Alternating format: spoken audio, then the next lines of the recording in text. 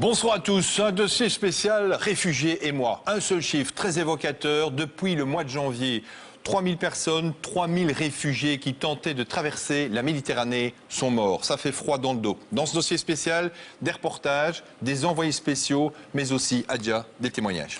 Oui, beaucoup de témoignages qui seront, et des questions aussi, qui seront posées par un plateau de citoyens présents. Ils poseront des questions sans tabou, celles en réalité que tout le monde se pose tout bas. Jusqu'où la Belgique peut-elle accueillir des réfugiés? Quel impact économique sur notre pays? D'où viennent-ils? S'agit-il essentiellement de Syriens, d'Irakiens? Quel est leur profil? Des questions, mais aussi donc des témoignages de réfugiés. Certains viennent tout juste d'arriver en Belgique et il aura fallu beaucoup de courage pour accepter d'être sur notre plateau ce soir, François. Et aussi, vous qui nous regardez, vous pouvez bien sûr poser des questions. On l'a dit, des témoignages, des questions. Et Jonathan Bras-de-Fer, vous avez beaucoup de jeunes à vos côtés. Oui, des jeunes Européens, François, étudiants pour la plupart. Et comme on le fait dans l'émission Libre-Échange sur la RTBF, on va les écouter, voir comment ils vivent cette actualité. Est-ce qu'ils en ont peur? Comment ils s'investissent aussi personnellement? Il ne faut pas l'oublier, les jeunes ont du talent, des idées, des opinions et c'est bien qu'ils puissent s'exprimer car après tout, ils ont l'avenir du monde entre leurs mains. À tout à l'heure. C'est une journée spéciale sur la RTBF depuis ce matin en radio et d'ailleurs ça continue aussi sur la première, sur le net et en télé. Et puis je l'ai dit, en radio, et c'est quelqu'un que vous connaissez bien, c'est Bertrand N. Bertrand, quelles sont les premières tendances là chez vous pour l'instant? Sur le Live Center, je ne sais plus le chemin pour y aller, je pense. La première.be. Voilà, c'est très facile. La première.be, eh bien voilà, vous avez compris que vous pouviez retrouver Bertrand N en radio et aller aussi sur le net. Alors, Adia, Il y a autant de questions qui sont soulevées en Belgique, mais qui concernent bien sûr la communauté internationale, sinon le monde entier. C'est pourquoi nous serons aussi en direct de deux points clés. La Turquie, tout d'abord. Régis Derat a suivi le parcours de réfugiés syriens des côtes turques vers l'île grecque de Lesbos. Et nous irons aussi en direct à l'ONU, où il est beaucoup question de la stratégie à adopter face à la Syrie. Aujourd'hui, Caroline Hick interviewera le Premier ministre Charles Michel. Tidiem Kouaj, vous êtes à Tournai dans le centre pour réfugiés de la Croix-Rouge. Et là, Tidiem, eh bien, vous avez des réfugiés autour de vous qui vont nous raconter d'une certaine manière leur nouvelle vie, mais aussi, Tidiem, leur cauchemar.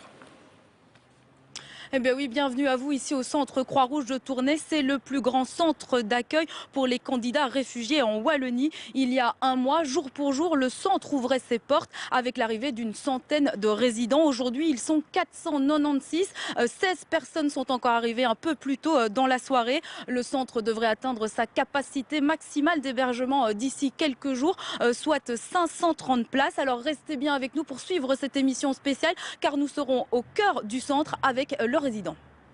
Un premier grand témoin qui va nous accompagner tout au long de cette émission, c'est Yaya Hakoum. Bonsoir. Bonsoir. Vous venez de Syrie. Quand vous avez quitté la Syrie, est-ce que vous aviez déjà la Belgique comme objectif?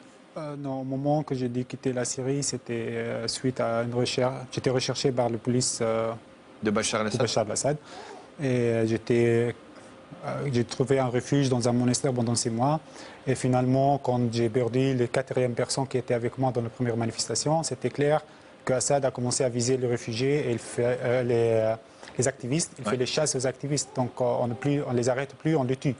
Donc à ce moment-là, le père Paulo me proposait de quitter le pays et d'aller travailler l'avenir de la Syrie.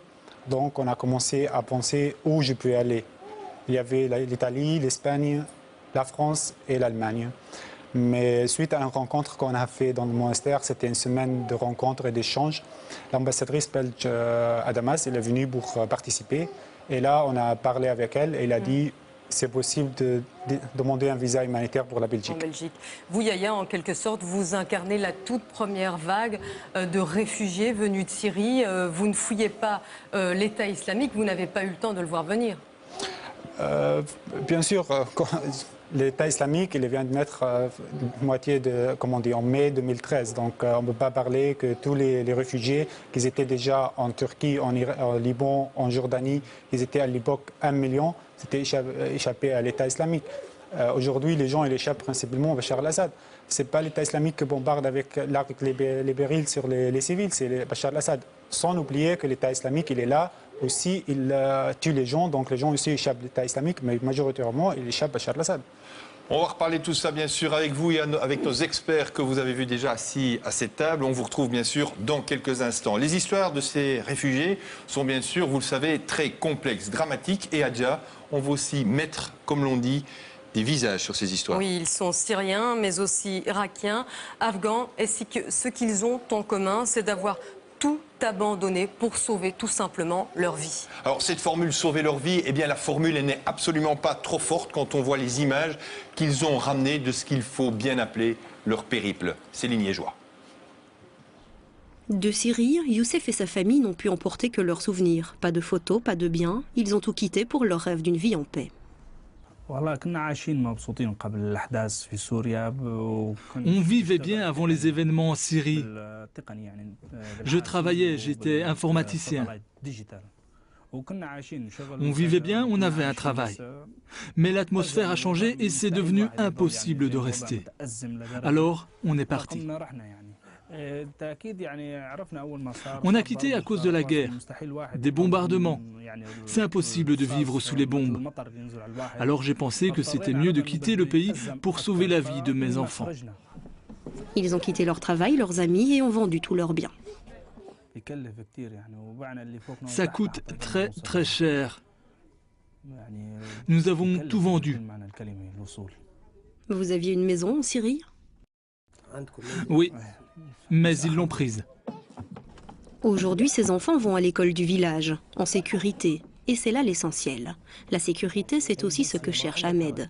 Avec pour seul bagage un sac à dos et un smartphone, il est arrivé d'Irak il y a un mois, après avoir passé 3 semaines sur les routes, pour échapper à la mort, nous dit-il.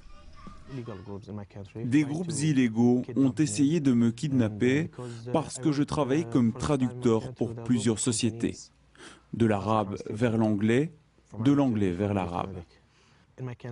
Dans mon pays, je ne peux pas construire mon avenir. Tout est difficile pour nous. Il n'y a pas de travail, on ne respecte pas les droits de l'homme. La situation empire de jour en jour, il n'y a plus rien, il n'y a plus de vie. C'est pourquoi nous avons fui. Comme eux, les demandeurs d'asile proviennent essentiellement d'Irak, de Syrie, d'Afghanistan et de Somalie, mais pas seulement. Réfugiés palestiniens en Liban, Nabil et sa famille ont pris le chemin de l'Europe avec l'espoir d'une vie meilleure. Malgré des études de commerce, ce papa de 4 enfants ne pouvait exercer son métier au Liban. Les Palestiniens en Liban n'ont aucun droit. Par exemple, les Palestiniens ne peuvent pas acheter une maison. Même si on fait des études, on ne peut pas travailler. Si quelqu'un tombe malade, il n'a pas accès au système de sécurité sociale. Ils se sont lancés dans un long périple de 3 mois et demi pour arriver jusqu'ici. On s'est tout d'abord rendu en Turquie. On a tenté plusieurs fois de passer vers l'Italie. On a fait appel à un passeur, mais ça n'a pas marché. Alors, on est parti pour Izmir. Et puis là, on est allé à Bodrum. Là-bas, le même scénario s'est produit. On nous a menti.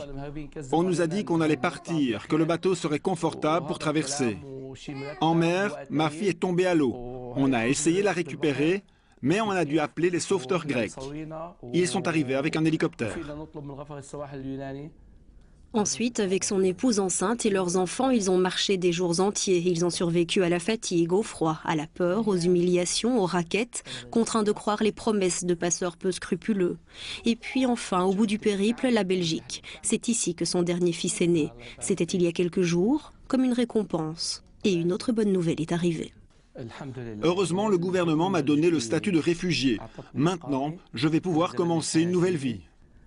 Cette nouvelle vie, ils souhaitent tous la construire en Belgique. Le chemin ne sera peut-être pas simple, mais aucun n'envisage de rentrer dans son pays d'origine. Voilà un long voyage périlleux à travers de nombreux pays. C'est aussi l'histoire de la famille Najjar qui a accepté de nous livrer son témoignage. Merci Monsieur Najjar. Je sais qu'il vous a fallu beaucoup de courage pour venir. Vous vous sentiez presque mal. Au début, vous avez peur de devoir retourner et que ces propos puissent être retenus contre vous. Mais rassurez-vous, tout d'abord merci et vous dire aussi, nous on a envie de savoir pourquoi vous avez quitté votre pays. Qu'est-ce qui vous a poussé à partir? Nous, cela fait un moment que nous sommes partis de Syrie.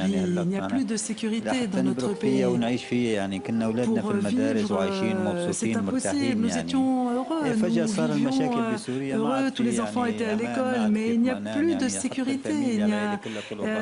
Toute notre famille élargie est partie, nous sommes partis aussi.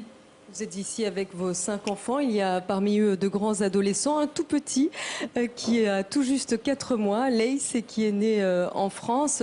Vous craignez aussi que vos aînés soient enrôlés dans l'armée ou dans les forces terroristes ?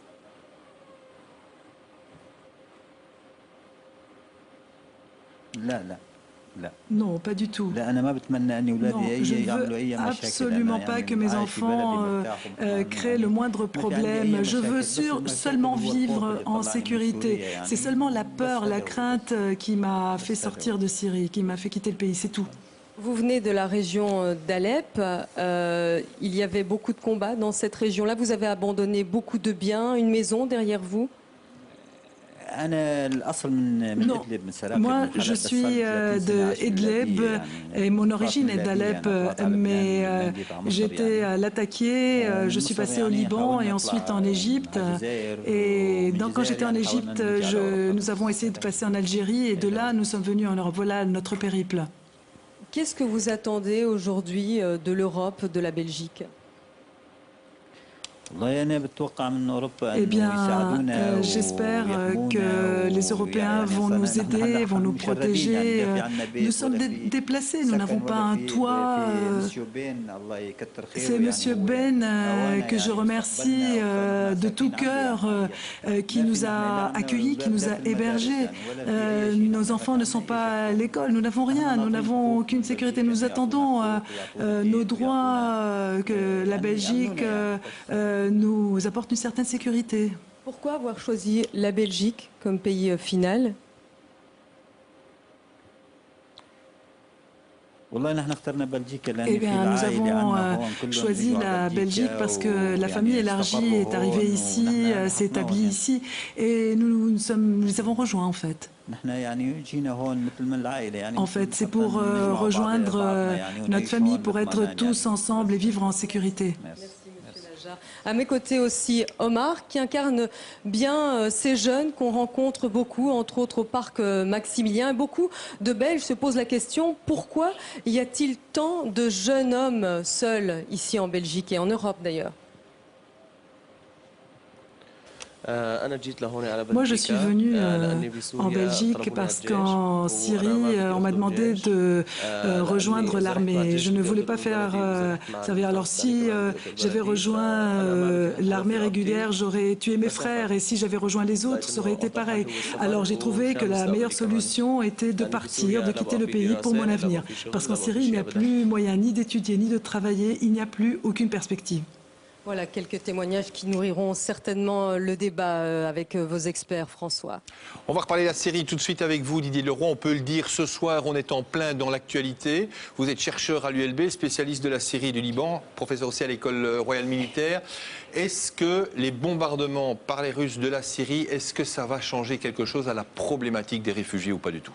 Alors, avant toute chose, j'aimerais juste placer une idée, c'est que le flux actuel de réfugiés syriens ne mérite absolument pas le traitement inacceptable qu'on a pu voir en Hongrie, notamment ces derniers jours, tout simplement parce que la Syrie a elle-même absorbé de très nombreux flux migratoires, des Arméniens, des Grecs, des Libanais, des Irakiens, au fil des dernières décennies. Ça se compte en millions. Ceci étant dit, je pense que les derniers développements dans la région, donc en l'occurrence la montée au créneau de la Russie, n'est pas fondamentalement un élément nouveau, puisque la Russie, Vladimir Poutine, appuie à 100% le régime alaouite et la personne de Bachar el-Assad depuis le début de la crise, donc depuis 2011.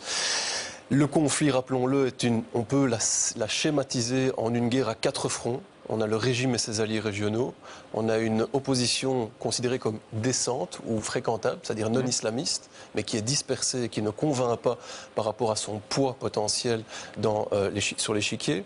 On a l'opposition islamiste dont Daesh et Al-Qaïda sont les deux figures de proue, et enfin les forces kurdes. Actuellement, avec ce qui se passe à l'ONU actuellement, les grands décideurs ont, semble-t-il, provoquer une sorte de retour à la réelle politique et ont essayé de simplifier la donne en voyant deux dossiers. Le problème Assad et le problème Daesh. Et c'est beaucoup plus complexe que ça. C'est évidemment beaucoup plus complexe que ça. Et clairement, on essaye ici de faire passer le problème Daesh comme un problème beaucoup plus important que celui qu'incarne stratégie de communication de certains, Daesh. Et donc, de la part de la Russie, il s'agit véritablement d'une clé d'aïkido à Barack Obama et à François Hollande notamment. Il les a pris de vitesse pour être tout à fait clair. Il a utilisé leur propre argumentaire pour en fait venir en aide à un des camps, celui du régime et de ses alliés régionaux que sont l'Iran et le Hezbollah libanais notamment. Dans toute cette problématique des réfugiés, il faut aussi parler des passeurs. Michael Joniaux, est-ce qu'il y a une réelle collaboration entre les différentes polices européennes pour justement tenter de contrer ces passeurs ou pas du tout ?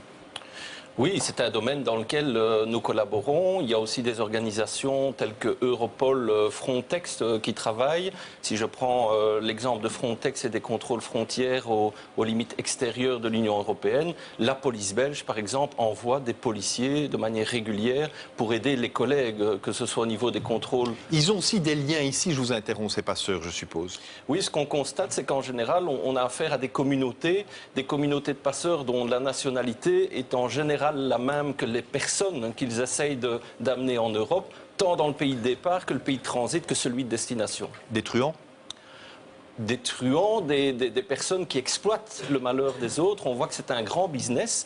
Une étude de l'ONU de 2014 a montré que le trafic des êtres humains avait rapporté plus de 5,5 milliards de dollars aux trafiquants. Donc on est là face à un business, c'est la loi de l'offre et de la demande. Il y a une grosse demande et donc ils sont là, ils sont présents partout. Dirk Van den Bulck, vous êtes commissaire général aux réfugiés apatrides. On a reçu beaucoup de mails et d'interrogations. Est-ce qu'il y avait moyen de prévoir cette hausse spectaculaire des réfugiés qui sont arrivés chez nous et ailleurs en Europe? Il n'y a pas que la Belgique, bien évidemment. La hausse que l'on a constatée les derniers mois n'était pas à prévoir. C'est clair que depuis quelques mois, depuis 2 ans, il y a une augmentation. Mais la dimension de l'augmentation n'était pas à prévoir au niveau européen, n'était pas à prévoir au niveau belge. Est-ce que ça veut dire que dans les prochains mois, il pourrait encore y en avoir plus? Bon, c'est difficile à dire, mais en tout cas, je pense que l'on peut constater qu'il y a une augmentation de la migration en direction de la Turquie. Et voilà, il vit à la Turquie. Et puis ça peut être de la Turquie vers chez nous. De la Turquie, il y en a encore un nombre, mais c'est difficile combien de personnes. Impossible. Mais il y aura toujours un nombre, et je pense un nombre important, qui vont continuer dans la direction de l'Europe. Je vais peut-être vous poser une question, et il n'y a sans doute pas de réponse. Est-ce que ça va continuer longtemps? Est-ce qu'aujourd'hui, c'est devenu presque un flux migratoire permanent? Ça, c'est difficile à dire dans ce que je pense parce que la migration, c'est un phénomène complexe. Il y a beaucoup de facteurs qui jouent. Il y a des facteurs qui font partir des gens, il y a des facteurs qui guident un peu les gens en direction de l'Europe, et ça peut être des filières, mais aussi des réseaux, etc. Donc c'est aussi la perception sur la possibilité en Europe. Donc c'est clair que des réfugiés qui ont besoin de protection, bon, oui, quand ils arrivent en Europe, peuvent compter sur un statut, sur la protection. Et donc ils viendront. Donc ceux viendront à côté de ces personnes qui ont besoin de protection. Il y en a d'autres qui se présentent comme des personnes. On va reparler des protections dans quelques instants. Yahya Hakoun, avant d'aller retrouver Tidiem Kouache qui est à Tournai avec d'autres réfugiés, il y en a certains dont vous êtes très proches qui sont dans des camps pour l'instant au Liban. Est-ce que vous croyez qu'ils vont devoir faire appel à des passeurs ou est-ce qu'ils vont s'en sortir autrement? Votre sentiment? Bien sûr que non, ils vont rester là-bas parce que la majorité des Syriens qui restent sur place, c'est les gens qui ont perdu tout. C'est-à-dire qu'ils ont perdu leur maison, ils ont perdu leur argent, ils ont perdu même des enfants. Donc ils sont très attachés à la cause, ils restent là-bas. Pour eux, l'important c'est de revenir dans le pays. Pour ça, ils restent revenir le plus vite possible, quelque part. Ouais. Alors, je vous le disais, on va aller à la rencontre à présent de réfugiés qui sont dans le centre de Tournai autour de vous, Tidiem. Est-ce qu'ils parviennent à oublier ce qu'ils ont vécu, Tidiem? Alors c'est clair ici, François, que c'est toujours un parcours très difficile, qu'il faut s'en souvenir tout le temps. Ici à Tournai, la grande majorité des résidents sont d'origine irakienne. Il y a aussi des Afghans, des Somaliens, des Soudanais, des Érythréens et puis aussi beaucoup de Syriens. Parmi eux, Walid Obed, vous avez quitté la Syrie, vous êtes journaliste indépendant. Vous êtes arrivé en Belgique il y a un mois maintenant. Qu'est-ce qui a été le plus difficile pendant votre voyage pour arriver jusqu'ici ? La vérité, c'est la mer, c'est les périodes très difficiles. Mais tout le voyage est difficile. Est-ce qu'aujourd'hui, vous rappelez encore, vous avez des cauchemars éventuellement de ce voyage, de ce périple? Ah oui, la vérité, chaque nuit. Mais tu vas voir sur la chaîne Canal 4 News la semaine prochaine. Vous avez filmé votre périple ici pour arriver jusqu'ici? Ah oui, tous les voyages. Avec cette famille, avec les enfants, cette famille syrienne, tous les familles syriennes, jusqu'à Hongrie, de Turquie jusqu'à Hongrie. Et puis vous êtes arrivé en Belgique, à Bruxelles, vous avez passé 4 nuits dans le parc Maximilien, et puis vous êtes arrivé ici, au centre à Tournai, sous les applaudissements des Tournaisiens. Comment est-ce que vous avez ressenti cet accueil un peu spécial? La vérité, c'est la différence monde. Je suis très, très heureuse. Touché? Les gens très généreux, le Croix-Rouge très bien avec nous. Merci Monsieur Obed pour ce témoignage touchant, comme on a pu en recueillir beaucoup ici à Tournai et puis partout ailleurs en Belgique. Et bien sûr, Tidiane, on vous retrouve tout au long de cette émission et quelqu'un qu'on va retrouver aussi tout au long de cette émission, c'est Bertrand Haine. Il est sur la première, émission spéciale aussi, bien sûr, en radio sur la première. Bertrand, quelles sont les premières tendances, je veux dire, des questions de vos auditeurs? Bah écoutez, il y a encore beaucoup de gens qui nous appellent et qui se demandent comment venir en aide, comment aider, comment être utile. Autre dominante, pas mal d'auditeurs se montrent inquiets aussi sur les risques en termes sécuritaires qu'un tel afflux de réfugiés pourrait faire courir. C'est la question des djihadistes qui pourraient s'infiltrer dans le chaos parmi le flot des réfugiés. Il y a des rumeurs et parfois de la propagande, puisque l'État islamique lui-même se vante d'envoyer parfois des terroristes. Exemple de question, Jean-Claude se demande si les services de sécurité sont à même de repérer à temps un éventuel terroriste. François. Ah ben, la question, elle est directe. On se tourne vers Michaël Jonio. Michaël Jonio, est-ce qu'il pourrait y avoir des terroristes parmi les réfugiés? C'est une question très vaste, mais c'est une question qui inquiète un certain nombre de téléspectateurs et d'auditeurs. Mais je pense que la remarque préalable, et on le voit dans vos reportages, on le voit aussi dans le témoignage, c'est que la plupart des personnes qui viennent de Syrie, ce sont des personnes de la classe moyenne. Ce sont des professions libérales, ce sont des gens qui essayent de fuir l'intégrisme, l'extrémisme. Ça, c'est une remarque préalable importante. Ensuite, en Belgique, il y a évidemment des mesures qui sont prises à différents niveaux. Au niveau des services de police, quand nous interpellons ces personnes qui sont en séjour irrégulier chez nous, des contrôles dans les banques de données policières, au niveau de l'Office des étrangers, au niveau des services de renseignement, donc au moment des demandes d'introduction des demandes d'asile, et par la suite, ce sont les services de police qui doivent faire le travail. Nous avons, par exemple, en Belgique, dans les zones de police locale, des membres du personnel qui sont formés à détecter les comportements radicaux. Voilà, qui détectent les comportements radicaux, que ce soit quand les personnes viennent s'installer, demandent pour avoir un domicile dans une commune, que ce soit dans les environs des centres, voire un petit peu essayer de détecter d'éventuels comportements, des personnes qui pourraient être connues en Belgique comme étant des terroristes potentiels. Mais voilà, on travaille à différents niveaux au moment de la demande d'introduction de la demande d'asile et par la suite, avec comme dernière ligne, je dirais, à nouveau services de renseignement ou de police, notamment les services antiterroristes de la police fédérale, qui suit un certain nombre de si possible en Belgique. Et donc, si ces personnes devaient entrer en contact avec elles ferait l'objet de notre attention particulière. Dirk Van den Bulck, est-ce qu'il y a des mesures particulières de protection qui sont prises à l'égard de certains réfugiés qui viennent chez nous et qui pourraient peut-être être, eux, en situation de danger ou pas du tout? Ça, oui, il y a des mesures où des mesures peuvent être prises, mais donc ça sont des mesures, dans ce cas, qui sont prises par les instances qui sont compétentes pour la sécurité. Donc, ce n'est pas le commissariat. En tout cas, ce que je peux confirmer dans ce cas, que tous les services concernés sont très vigilants pour examiner si oui ou non, entre les demandeurs d'asile, il y a des personnes qui peuvent poser un problème de sécurité. Donc, et ça, c'est tous les services concernés, en collaboration entre les services, comme aussi au commissariat, on est vigilant et en examinant les demandes d'asile, avec des instruments, on vérifie. D'accord. Est-ce qu'aujourd'hui, vu qu'il y a un flux migratoire beaucoup plus grand, est-ce que vous avez les moyens de vos ambitions? Nous avons les moyens pour bien examiner, pour bien faire notre travail. Et notre travail, c'est donner un statut de protection à ceux qui ont besoin de protection, examiner aussi, bien examiner chaque demande concernant l'origine, les raisons pour lesquelles ils sont venus, mais également des aspects en relation avec la sécurité. Parce que le commissariat peut prendre une décision de refus uniquement pour des raisons de sécurité ou pour d'exclusion. Donc, par exemple, en cas d'indication d'une personne qui a commis des délits graves ou des délits contre l'humanité. Didier Leroy, vous l'avez dit, il ne faut pas réduire ça, vous l'avez expliqué d'emblée, entre un face-à-face entre Daesh et Bachar el-Assad. Est-ce qu'il n'y a pas aussi un risque à un certain moment que les différentes composantes de la société syrienne qui viendraient chez nous en Belgique, est-ce qu'il n'y aurait pas un risque, entre guillemets, d'affrontement chez nous, d'exportation du conflit? Le risque zéro n'existe évidemment pas. D'autant plus qu'actuellement, le peuple syrien est largement divisé. Oui. Quant au projet de la Syrie de demain, on a clairement encore une partie de la population qui est en phase avec le président Assad. Il est clairement soutenu.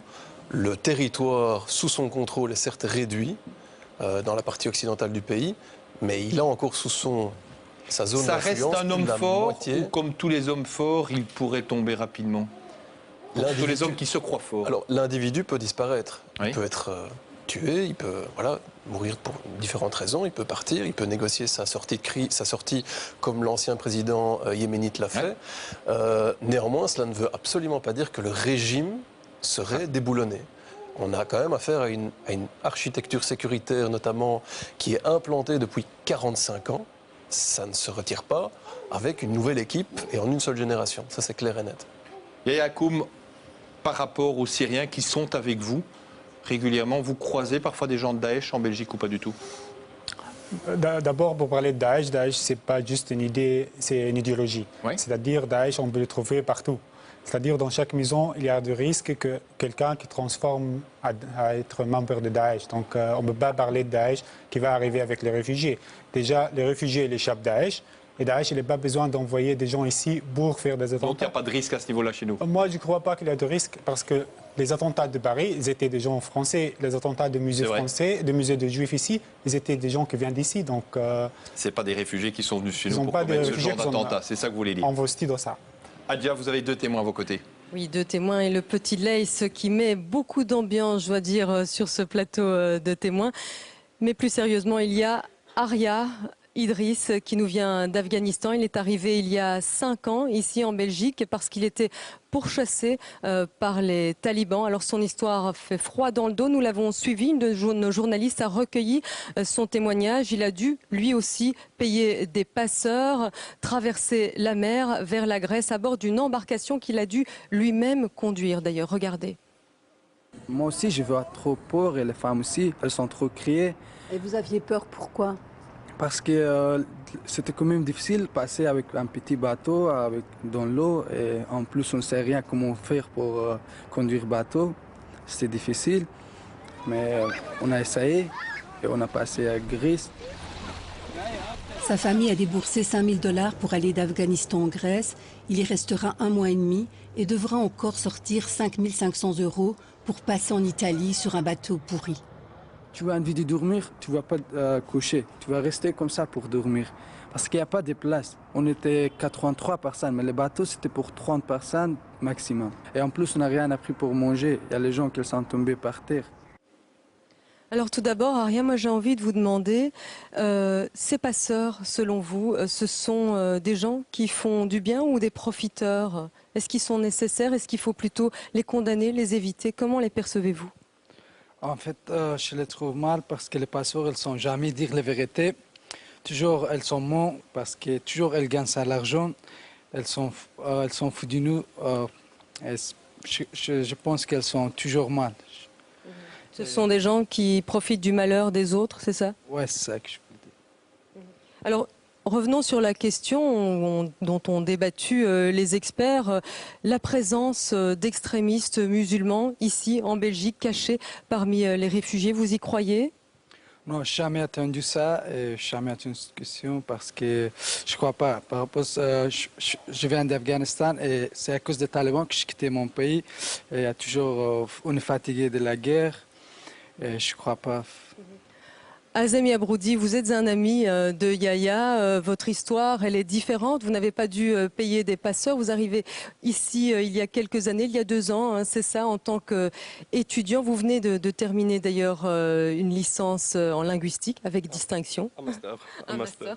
Félicitations. Vous, la présence d'extrémistes ou de gens qui auraient du sang sur les mains en Belgique parmi les réfugiés, vous y croyez? Moi, toutes mes observations, ça passe à travers les réseaux Internet. Et je vois tous les Syriens qui rapportent les informations et les faits. Je me rappelle de l'exemple de monsieur qui a été agressé en Hongrie par le caméraman. Les activistes syriens, les journalistes citoyens, ils ont pu identifier sur le moment même son identité, qu'est-ce qu'il fait, ce qui fait que maintenant la presse, les médias en Europe, on en parle. Donc ce réseau est très bien construit et ce réseau ne rapporte pas des informations comme ça. On ne parle pas des exfiltrés. À part dans des réseaux pro-régime syrien, là on peut entendre des informations comme ça que moi je pense pas qu'elles sont crédibles. Merci à vous, François. Alors, cette crise, ce sont aussi des images chocs qui font parfois mieux comprendre la réalité, le drame que ces réfugiés vivent. L'image du petit Aylan, 3 ans, eh bien, personne ne l'oubliera. Il est mort sur une plage en Turquie. Ça restera à jamais gravé dans les esprits, mais aussi, on peut l'espérer, dans les livres d'histoire. Aylan, c'est malheureusement un drame parmi d'autres. Alex Mitterrand.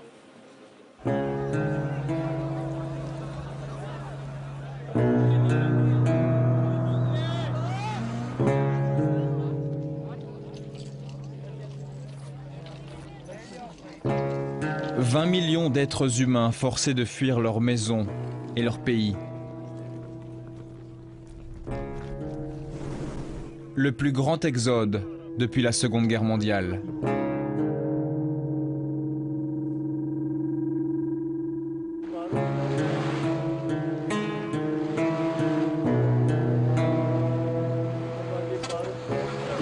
Mes enfants étaient les plus beaux enfants du monde.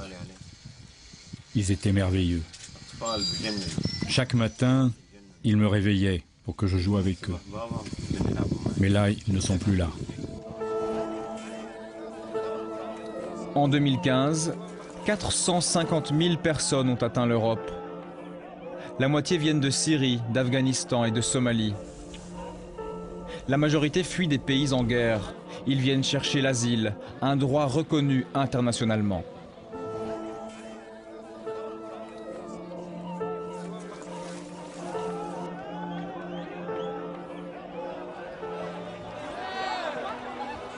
Mais certains réfugiés ne trouvent pas de refuge.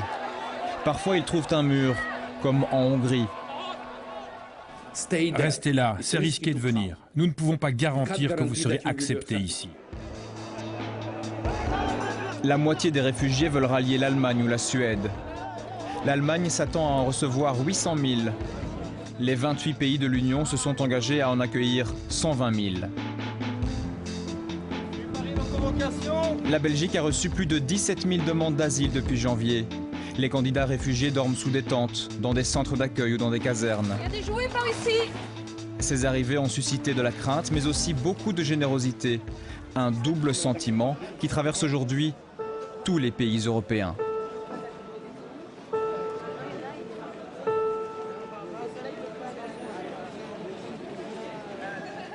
Jonathan Bras-de-Fer, on vient de voir le parc Maximilien. Vous avez à côté de vous quelqu'un qui a beaucoup aidé les réfugiés au parc Maximilien. Et passez-moi l'expression, cette personne, elle a décidé de lever le camp. Oui, cette personne, c'est Élodie Francard, 27 ans à peine, porte-parole donc de cette plateforme citoyenne qui gérerait, on va dire maintenant, le parc Maximilien. Vous allez vous désengager, c'est très clair. Et vous avez des mots durs contre l'État. Vous avez l'impression d'avoir un peu caché les failles du gouvernement ? Alors d'abord, c'est pas on ne quitte pas le campement. Effectivement, on s'en va du parc Maximilien, mais on continue à se mobiliser pour les réfugiés dans un bâtiment en dur dorénavant. Mais ce n'est pas à nous, effectivement, de gérer le logement. Vous reprochez à l'État de ne pas avoir assez fait, c'est ça? On reproche s'est reposé sur vous? À l'État de ne rien faire encore aujourd'hui, à part proposer un bâtiment qui n'est qu'un pansement. Le préaccueil ne devrait pas exister. On tape sur la table pour réclamer qu'il y ait plus de 250 personnes qui soient prises en charge par l'Office étranger. S'il y avait 500 personnes par jour, le campement n'existerait pas et on n'aurait pas des gens dans la misère comme aujourd'hui. Vous avez un vrai regard de terrain et pour vous, c'est tout simple, il n'y a pas de crise de l'accueil en Belgique. C'est l'État qui l'organise, je cite vos mots. Tout à fait. Ça veut dire quoi? Eh bien, on est dans un pays qui a la capacité d'accueillir tous ces gens. Donc une crise humanitaire comme aujourd'hui, donc un campement de réfugiés en pleine ville, dehors, comme ça, eh bien, c'est un choix politique. Pourquoi? Parce qu'on a les moyens de pouvoir accueillir ces gens. On peut mettre en place les infrastructures pour les accueillir et donc de décider de ne pas justement changer la position des quotas et puis de décider aussi de ne pas offrir un bâtiment avec les nécessités de base à ces gens depuis un mois. Eh bien, je pense vraiment, et on est beaucoup à le penser, que c'est une décision politique de notre secrétaire à l'asile. Il n'y a pas un aveu d'échec de votre part aussi? À votre âge, vous avez déjà des réunions avec le gouvernement sur cette thématique. Vous avez compris récemment que vous n'alliez pas les faire changer d'avis? Eh bien non, c'est pas du tout un aveu d'échec et on continuera sur d'autres plans. Et puis c'est une manière de faire pression aussi, de rendre les clés et de dire c'est votre responsabilité, les citoyens sont là pour la solidarité, on va continuer à travailler avec les réfugiés, mais vraiment sur ce qui concerne les citoyens, donc mettre en place des services de rencontre et dans un processus d'intégration. Maintenant le logement, nos responsables politiques sont élus pour ça. Il est grand temps qu'ils prennent leurs responsabilités. Et il y a des dizaines de bénévoles, voire des centaines. C'est le côté réjouissant dans cette aventure, entre guillemets, c'est de voir l'investissement citoyen et des jeunes beaucoup. Oui, des jeunes et en fait des moins jeunes. On a vraiment des tranches de population, de cultures différentes, d'horizons différents. Et effectivement, on a eu droit à une solidarité incroyable. Et je pense que effectivement, c'est ce qu'on dit de nouveau, ce n'est qu'un début.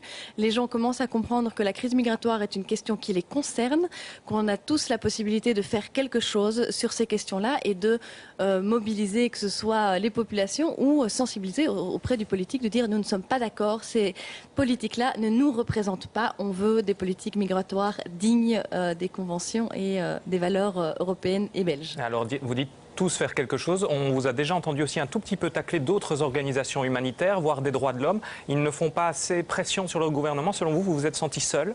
Non, on a des acteurs de terrain, notamment Médecins du Monde, Oxfam, le SAMU social, qui sur le campement font un travail incroyable. Puis on a organisé la manifestation, enfin la marche citoyenne plutôt, le dimanche avec toute une série d'organisations. Je pense que l'appel citoyen était plutôt de dire mobilisons-nous ensemble, faisons un appel ensemble sur les revendications auprès du gouvernement et nous en sortirons tous plus forts. Merci beaucoup Élodie Francard qui était une des jeunes intervieweuses de Libre-Échange il y a quelques semaines à peine. Vous voyez, ça mène loin. Didier Mkouage, vous êtes à Tournai, donc on l'a dit au centre pour réfugiés de la Croix-Rouge. Et là, on se pose parfois aussi des questions, chez nous en tout cas, c'est arrivé par mail, c'est arrivé sur la première. Comment gérer cette aide, comment gérer tous ces dons, qui font preuve évidemment de générosité, mais il faut gérer ces dons. Ah oui, c'est vrai que dès l'annonce de l'arrivée des candidats réfugiés à Tournai, il y a eu un véritable élan de solidarité ici à Tournai. Et puis on a vu des centaines de citoyens apporter des sacs de vêtements, proposer leurs bras, leur temps. Alors j'ai à mes côtés Mélanie Doni, vous êtes l'une des collaboratrices ici du centre à Tournai. Comment est-ce que vous avez finalement géré cet afflux de dons de vêtements et puis ces gens qui se sont spontanément présentés ici? Eh bien, tout d'abord, c'est vrai qu'on a été agréablement surpris du nombre de personnes qui sont venues, du nombre de dons. Et ça, je pense qu'on l'a tous géré en équipe. Ça a été un beau travail d'équipe par la force de ce réseau Croix-Rouge. Et voilà, certains nous ont aidés à monter des lits, des armoires dans les chambres, d'autres trier les dons. Voilà. Mais parfois, il a fallu dire stop aux dons de vêtements, notamment au stop aussi aux bénévoles, parce qu'il fallait s'organiser d'abord. Oui, c'est vrai qu'à un moment donné, on a été un peu dépassé, point de vue place, pour stocker tous ces dons. Et donc, on a demandé aux bénévoles de, voilà, surtout pas, d'être bien les garder précieusement et de reporter un peu l'arrivée des dons, le temps qu'on puisse trier, voilà. Qu'est-ce que vous répondez aux gens qui sont parfois un peu frustrés, qui avaient ces sacs de vêtements à porter, du temps à donner aussi, et qui aujourd'hui ont parfois été refoulés? Moi, je leur dirais, gardez bien votre énergie, gardez bien tous vos dons. Et de toute façon, la crise est toujours là. On aura toujours besoin de vêtements, on aura toujours besoin d'énergie et de solidarité humaine. Donc, voilà, patience. Et on reviendra vers vous très vite. Merci Mélanie. À vos côtés, Freddy Simon, un autre invité, le directeur. Vous êtes le directeur du centre ici à Tournai. Alors on le voit, votre centre arrive tout doucement à sa capacité maximale d'hébergement et pourtant, eh bien, il y a encore pas mal de gens qui dorment dehors. Oui, effectivement, encore aujourd'hui, il y avait énormément de personnes qui étaient dehors, qui n'était pas possible d'héberger. C'est vrai que le centre est arrivé après un mois. C'est aujourd'hui le premier anniversaire du premier mois. On est près à 500 demandeurs d'asile, non résidents. Mais la crise continue, donc voilà, il faudra encore redoubler d'efforts pour pouvoir accueillir tout le monde si possible. Alors on le voit ici, il y a bientôt 500 personnes qui logent ici et pourtant la crise continue et toute cette situation est encore bien très temporaire. Oui, ici en tout cas on a une convention avec l'État pour ouvrir un centre jusqu'à fin novembre de 3 mois. Donc j'imagine bien que malheureusement on n'aura pas la possibilité de résoudre cette crise dans les 2 mois qui restent. Voilà, mais en tout cas la convention s'arrête fin novembre chez nous. Merci Monsieur Simon. Et alors à mes côtés, vous le voyez, il y a plusieurs dizaines de résidents qui suivent avec attention cette émission et ils voulaient vraiment dire merci aux Tournaisiens, merci pour l'accueil qu'ils ont reçu lors de l'arrivée en Belgique. Pierre Verbruggen, vous êtes le patron de Médecins du Monde chez nous en Belgique. Vous étiez au parc Maximilien. Est-ce que le gouvernement fédéral en a fait assez ou pas pour vous? C'est une question polémique et effectivement, c'est pour ça que je vous la pose.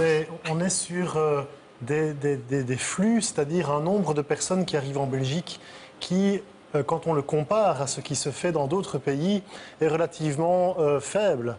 Nous avons par exemple en Bavière, à Munich, donc en Allemagne, une arrivée de 6 000 personnes en une journée que les autorités de Bavière et la ville de Munich, avec la solidarité citoyenne, a pu enregistrer. Vous voulez dire qu'il n'y a pas de crise des migrants chez nous?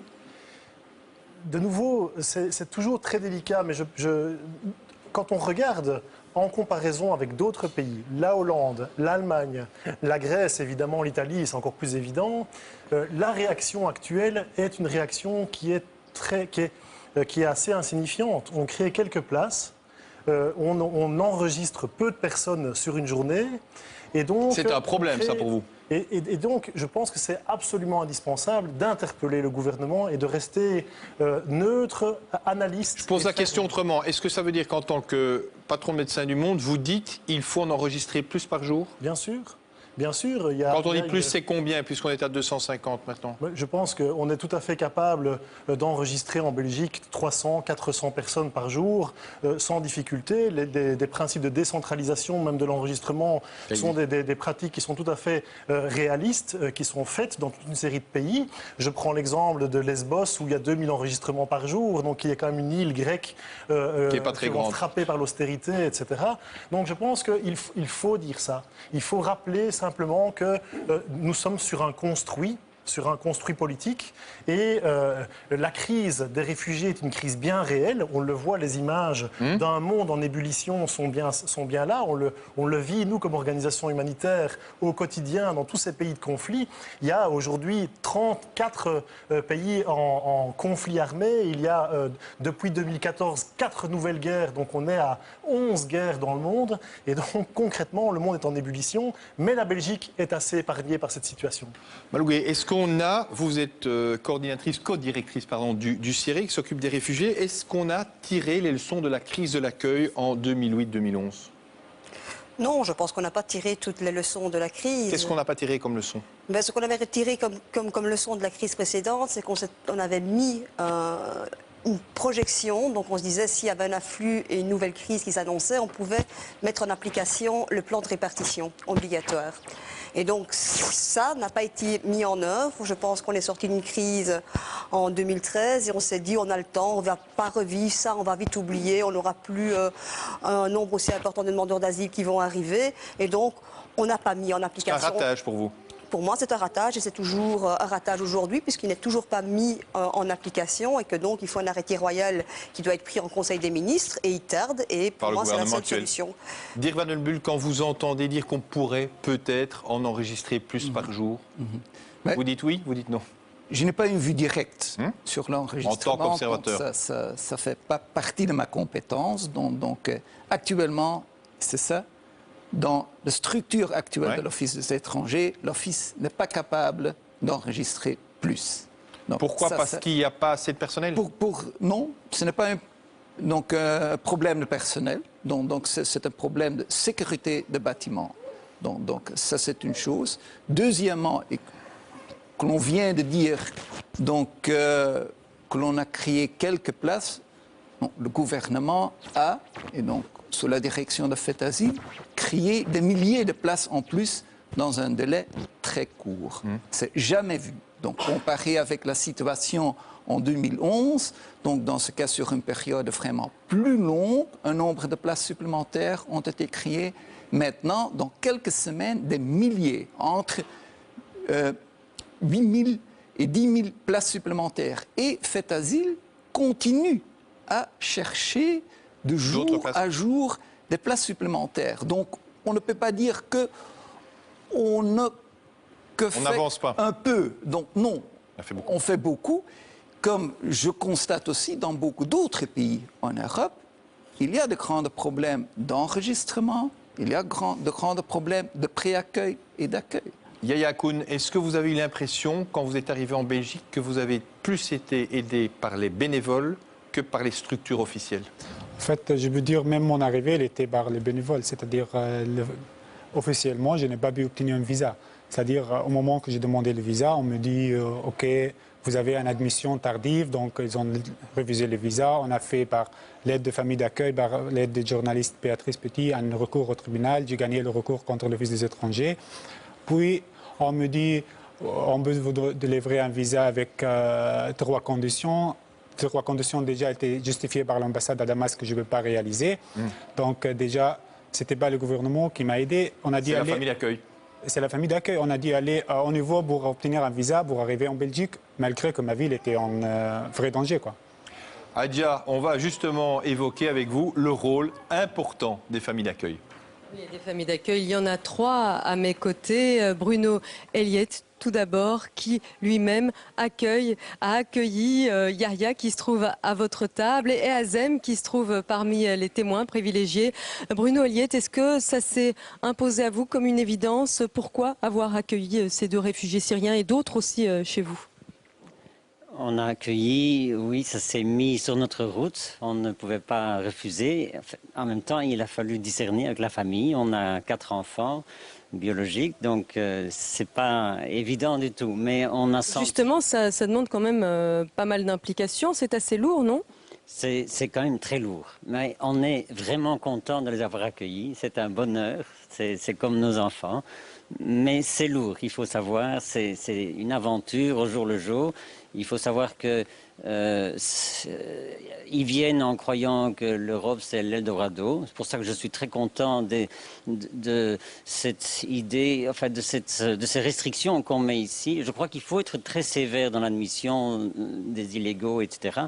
Parce que ce n'est pas l'Eldorado, c'est un traumatisme pour des gens qui viennent ici. Ils sont vraiment tout à fait perdus. C'est vraiment une très grande souffrance. Donc pour nous, on a dû être très très présents, parfois jour et nuit.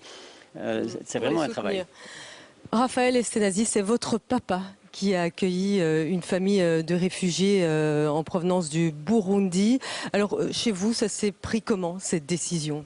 Ça s'est pris très rapidement. Enfin, c'est mon père qui a lui pris la décision rapidement parce qu'il a entendu l'appel à l'aide et il a voulu répondre le plus vite possible. Merci Stéphane. Alors encore une question pour Ben Abderrahmane. On ne vous présente presque plus, hein. Tout le monde vous connaît. Vous êtes le propriétaire de l'hôtel Mozart. Vous avez accueilli chez vous régulièrement durant l'hiver des SDF. Et aujourd'hui, cette famille syrienne que nous accueillons ici sur notre plateau. Et si vous les avez accueillis, c'est parce que vous avez été choqués par les conditions dans lesquelles ils vivent ici en Belgique. Absolument. D'abord, je suis humaniste. Alors, je peux dire que depuis un mois, je n'ai pas arrêté d'y aller vraiment au parc, à l'hôtel Mozart, quelquefois 2-3 fois par jour. Et le soir, vraiment, quand il pleuvait, c'est vraiment très dur. Pour amener des familles. Absolument, amener des familles. Et quand il pleuvait, je voyais vraiment l'inondation. Et c'est vraiment choquant. Vous savez, quand il y a l'inondation, ce qu'il manque, c'est l'eau potable. Et j'étais ce peu de eau potable que j'apporte. Et c'était à 1h30 du matin, à 2h30 du matin. Quelquefois, les familles ne veulent pas quitter le camp. Pourquoi? Parce qu'ils souhaitent rester là, parce qu'ils veulent être à 5h du matin, non, à 5h du matin, ou 4h du matin, en train de faire la queue. Vous comprenez, pour avoir ce document. Et je leur promets que je vais être là avec eux.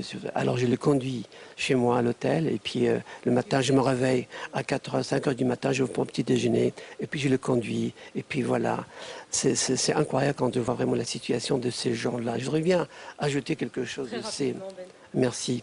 L'islam, c'est une grande religion, vous comprenez. Tout ce qu'on parle de l'islam, l'islam dans le Coran, c'est dit, si vous tuez une personne, vous tuez toute la planète, si vous sauvez une personne.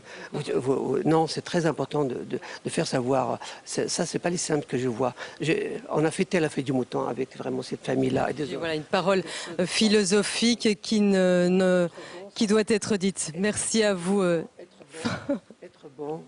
Ça rapporte, être mauvais, c'est grave. Mais je peux dire encore, parce que je parle aussi l'arabe. Et quand je parle arabe avec ces gens-là, ils se trouvent vraiment dans une situation vraiment, malheureusement, et ils disent, voilà, merci que vous parlez notre langue, vous comprenez. Et je voudrais bien ajouter, pourquoi ces pays? Merci Ben Abderrahmane. On doit vraiment couper. Vous reprendrez la parole peut-être plus tard. Bertrand Haine, les auditeurs de la première, comme les téléspectateurs, se posent aussi beaucoup de questions sur le droit des réfugiés, le droit qu'ils ont quand ils viennent chez nous. Oui, c'est vrai, François. C'est d'ailleurs une question sensible depuis que la NVA a évoqué un statut social moins favorable pour les réfugiés. Nos auditeurs se posent beaucoup de questions. Revient souvent la question de l'argent de poche dont bénéficient les réfugiés, le droit au logement aussi, le logement social. Un réfugié a-t-il droit à la même chose qu'un résident belge? Thierry, par exemple, se demande combien de temps les réfugiés vont garder le revenu d'intégration à partir du moment où leur pays sera de nouveau en paix. Autre question, le droit du travail. Pierre nous demande, par exemple, si les réfugiés peuvent travailler et si oui, ne risque-t-on pas du dumping social? Mais enfin, il y a des craintes, mais il y a aussi des auditeurs qui soulignent que ces réfugiés, François, sont une richesse et que l'Allemagne, selon eux, l'a bien compris. Eh bien, l'Allemagne, le dumping social, on va en parler dans quelques instants. C'est promis, Bertrand, mais avant cela, Malougué, la question, elle peut faire bondir, mais elle est présente dans certains esprits. Est-ce que les réfugiés sont des profiteurs quand ils viennent en Belgique? Non, les réfugiés ne sont pas des profiteurs quand ils viennent en Belgique. Donc non. Que dire alors? Que dire à ceux qui pensent cela? Leur expliquer, c'est quoi l'accueil des demandeurs d'asile quand ils arrivent? Non, ils n'ont pas droit à tous les droits comme les Belges tout de suite. Il y a beaucoup de fantasmes. Il y a beaucoup de fantasmes, il y a beaucoup d'idées reçues, il y a beaucoup d'amalgames sur comment fonctionne la sécurité sociale en Belgique. Et donc un demandeur d'asile, quand il arrive, après avoir passé son audition à l'office étranger, va recevoir une place, il va être accueilli dans un centre d'accueil en aide matérielle durant toute sa procédure et jusqu'au moment où il va recevoir son statut de réfugié ou pas. À partir de ce moment-là, une fois qu'il aura son statut de réfugié, il pourra effectivement bénéficier comme un citoyen belge de certains acquis, donc de l'aide d'un CPAS, des allocations familiales, mais pas du chômage, pas des pensions. On ne le sait peut-être pas assez, je voyais acquiescer à ce que disait Malougué, on ne le sait peut-être pas assez, mais être réfugié, ça reste quand même quand on est en Belgique, un parcours du combattant. C'est pas simple. Oui et non. Je pense que donc, et pour moi, c'est clair, et c'est clair pour notre instance, le commissariat général aux réfugiés. Donc, si quelqu'un a besoin de protection, on octroie le statut de protection. Et si la situation est claire, on prend une décision dans un délai court. Parce que pour nous, et ça, je veux confirmer, c'est un peu aussi sur votre question, donc, des personnes, des réfugiés, fuient des situations de persécution, fuient des situations de guerre. Donc, ils ont besoin de protection. Et donc c'est normal qu'ils ont, et c'est comme prévu par les conventions internationales, c'est normal qu'ils ont les mêmes droits. Pierre Verbruggen, on a parlé évidemment d'un flux. Est-ce que vous savez, en tant que médecin du monde, continuer à pratiquer la qualité de l'accueil? Oui, je crois que c'est vraiment l'enjeu aujourd'hui. C'est qu'on voit qu'il y a de plus en plus de personnes qui sont dans des situations de tourment vu le dérèglement du monde, si je peux m'exprimer de façon assez rapide. Et donc, la question qui va se poser, et qui s'est déjà posée, c'est arriver à intégrer toutes ces personnes-là dans un système de qualité. Donc, on a une société... La qualité, parce qu'il faut avancer dans le débat, la qualité, vous pouvez la garder si le flot continue, le flot ou le flux? Oui, nous sommes en capacité de la garder, pour autant qu'il y ait une coalition des forces, pour autant qu'on soit en ligne entre les structures de l'État, les structures locales, les municipalités, les écoles, les hôpitaux, les structures de soins, etc. Donc la question, c'est la cohésion d'une société, la société belge en l'occurrence, c'est cette cohésion, cette capacité à maintenir le niveau de qualité malgré le fait qu'il y a un certain nombre de personnes qui vont. Et c'est important pour tout le monde parce que les précaires, aujourd'hui, en Belgique, ont peur de cet afflux de personnes. Et donc, il faut pouvoir les rassurer en leur montrant que la question qui se pose, c'est de mettre les différentes institutions et la société civile en ligne pour garantir cette qualité. Yakoun, très rapidement, et vous restez avec nous, donc vous aurez encore le droit à la parole. Vous êtes aperçu que vous étiez face à un mur administrativement ou ça a quand même été relativement facile? Non, c'était vraiment un mur, c'est-à-dire on a dû passer 3 mois à chercher le visa et après 16 mois pour obtenir le statut de réfugié. Donc c'était pas tout à fait facile, malgré que mon dossier il était déjà clair, c'est-à-dire l'ambassadrice à Damas, il a écrit une lettre pour expliquer ma situation. Donc c'était pas tellement facile comme on le considère, comme le voit. Peut-être aujourd'hui c'est mieux, mais à l'époque c'était pas tout à fait facile. L'accueil des réfugiés, on l'a vu, c'est pas quelque chose de facile, c'est quelque chose qui demande parfois du temps et beaucoup de force. Et on va le voir, ceux qui déploient aussi beaucoup de force, ce sont les enseignants. Regardez le reportage de Dominique Burch. Ce petit garçon vient d'arriver dans ce nouveau centre pour demandeurs d'asile de la Croix-Rouge. Il fait partie de la quarantaine d'enfants et d'adolescents en âge de scolarité. Donc vous avez fait le point avec les parents, vous avez vu quels étaient leurs choix au niveau réseau scolaire. On peut aller poser la question ici d'ici lundi, prévoir l'inscription pour lundi. Les familles sont installées depuis une petite semaine et déjà on organise la scolarisation. Alors il est clair que la première des choses c'était manger, dormir et pouvoir répondre aux besoins primaires évidemment. Mais pour nous la scolarité d'abord est une obligation légale et est un facteur extrêmement important, notamment de lien, d'intégration et de structuration au niveau des enfants. Jusqu'ici, 2 écoles primaires ont déjà répondu à l'appel. Aujourd'hui, la préfète d'une Athénée vient aussi proposer ses services. Vous avez déjà eu le temps de retrouver les enfants en âge de scolarité entre 12 et 18 ans? Oui. Tout est réglé en quelques minutes. L'Athénée accueillera les 11 adolescents. La majorité sont arabophones. Pendant ce temps, les collaborateurs rencontrent les familles afin de leur expliquer le système scolaire belge. Pour ce papa arrivé avec ses 2 enfants de Syrie, l'école, c'est important. C'est ce que nous explique son interprète. L'avenir de ses enfants est ce qu'il y a de plus cher pour lui. Et tout ce risque qu'il a pris, c'est pour eux. Et qu'il serait très fier qu'ils apprennent le français et qu'ils s'intègrent. Avant de reprendre le chemin de l'Athénée, la préfète souhaitait déjà rencontrer les familles. Et ils ont été scolarisés à Bujumbura ou ça, dans une école? Oui, dans une école internationale. Oui, d'accord, ça va, c'est bien ça. On va avoir un dossier, c'est bien, c'est bien. Ok, c'est super. Écoutez, madame propose que vous veniez lundi à l'école avec les enfants. Et alors, moi, je vais les intégrer dans mon école, si vous voulez bien. Une scolarité, c'est important, ça rythme une journée, ça crée un réseau social, un réseau d'amis, ça donne l'impression d'avoir des journées occupées, ça donne un but dans la vie. Ici, c'est pas le cas. Pour le moment, ils sont en attente, donc c'est pas évident, c'est pas une vie normale. Ton cartable, il est où? Il est là. Alors, Mon cartable est dans le couloir. Bravo. Accueillir des enfants qui ne parlent pas le français, ce n'est pas évident. Dans cette école, on a ouvert une classe adaptée depuis 3 ans. Au quotidien, donc, les enfants de la 1re à la 6e primaire sont ici, tous ceux qui ne parlent pas français. Donc tous les primo-arrivants.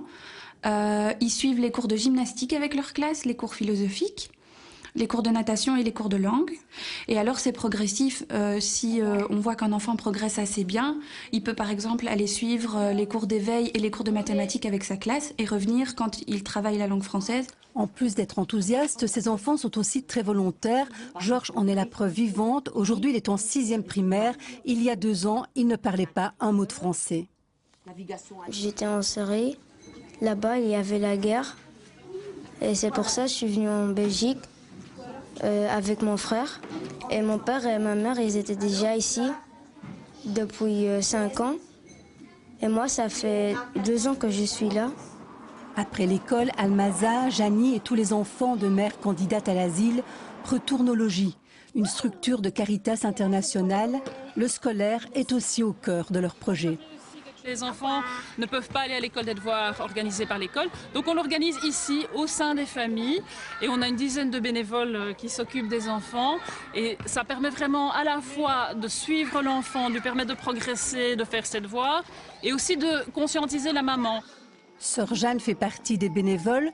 Pour elle, c'est important de se rendre dans les appartements individuels pour suivre les enfants. Je crois que c'est très important parce que les mamans écoutent, les mamans suivent, les mamans s'intéressent et puis voir aussi si la maman a bien signé le journal de classe, si la maman a bien compris les avis que l'école donnait parce que certaines ne savent pas lire. Donc, c'est à nous à suivre cela aussi.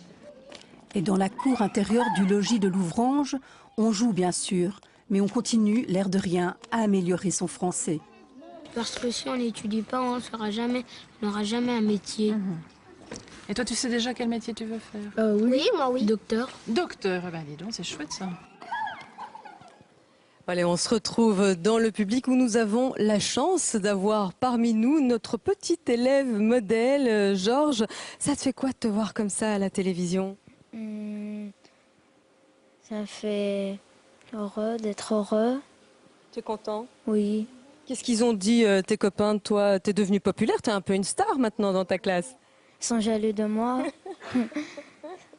Donc tu as une histoire qui était un peu difficile au début quand même. Hein. Tu as dû attendre d'abord que tes parents viennent ici. Tu es resté 2 ans sans eux en Syrie. Et puis à ton arrivée, j'imagine qu'au début, c'était pas facile. Comment ça s'est passé?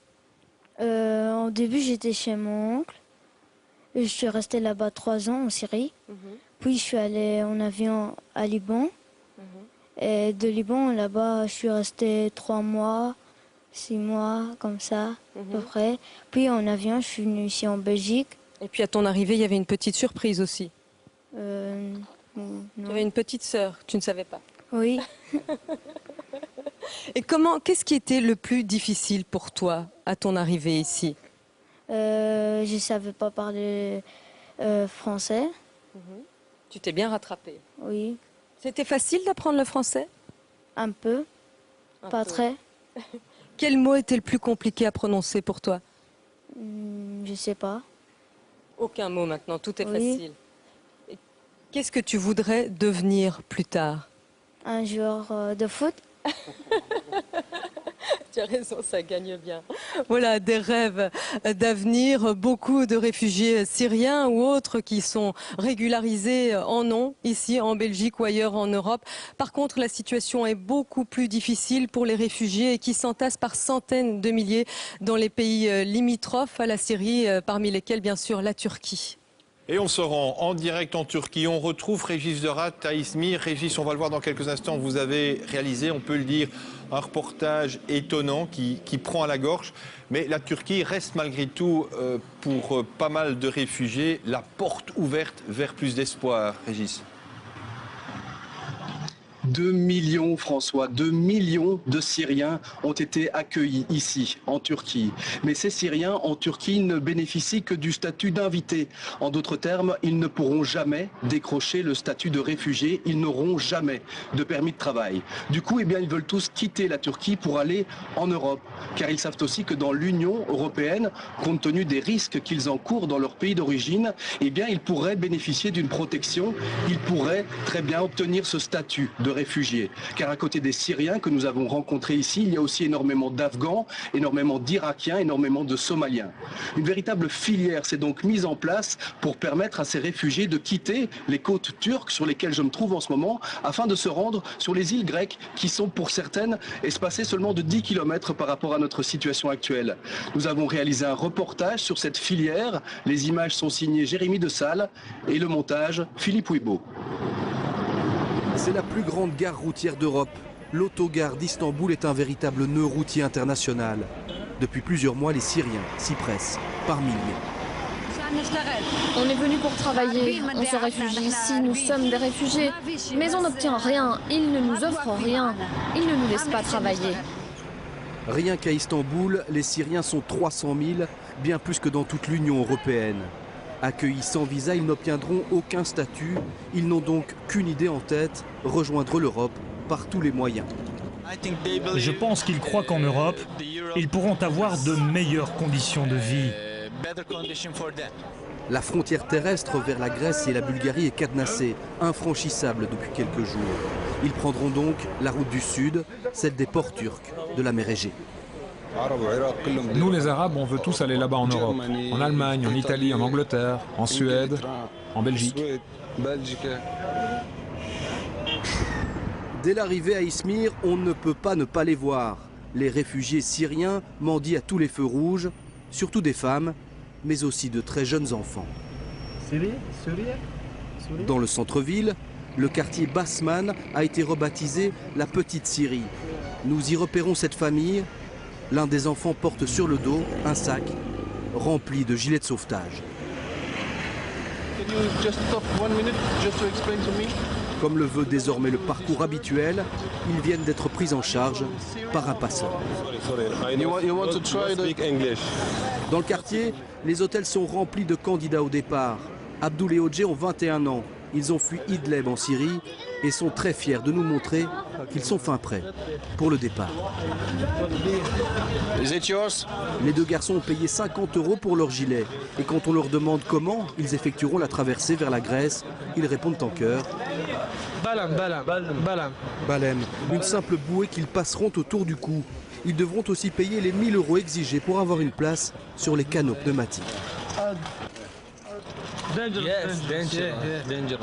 Dangereux, mais ils sont nombreux à vouloir s'y risquer.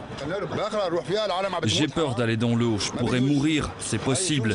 Qu'est-ce que vous voulez faire avec ça dans la mer? On peut mourir. Ce matériel pour traversée périlleuse se vend ostensiblement dans les rues d'Izmir. Sac étanche pour GSM. Combien ça coûte? 10 lires turcs. Ballon gonflable pour garder son argent au sec.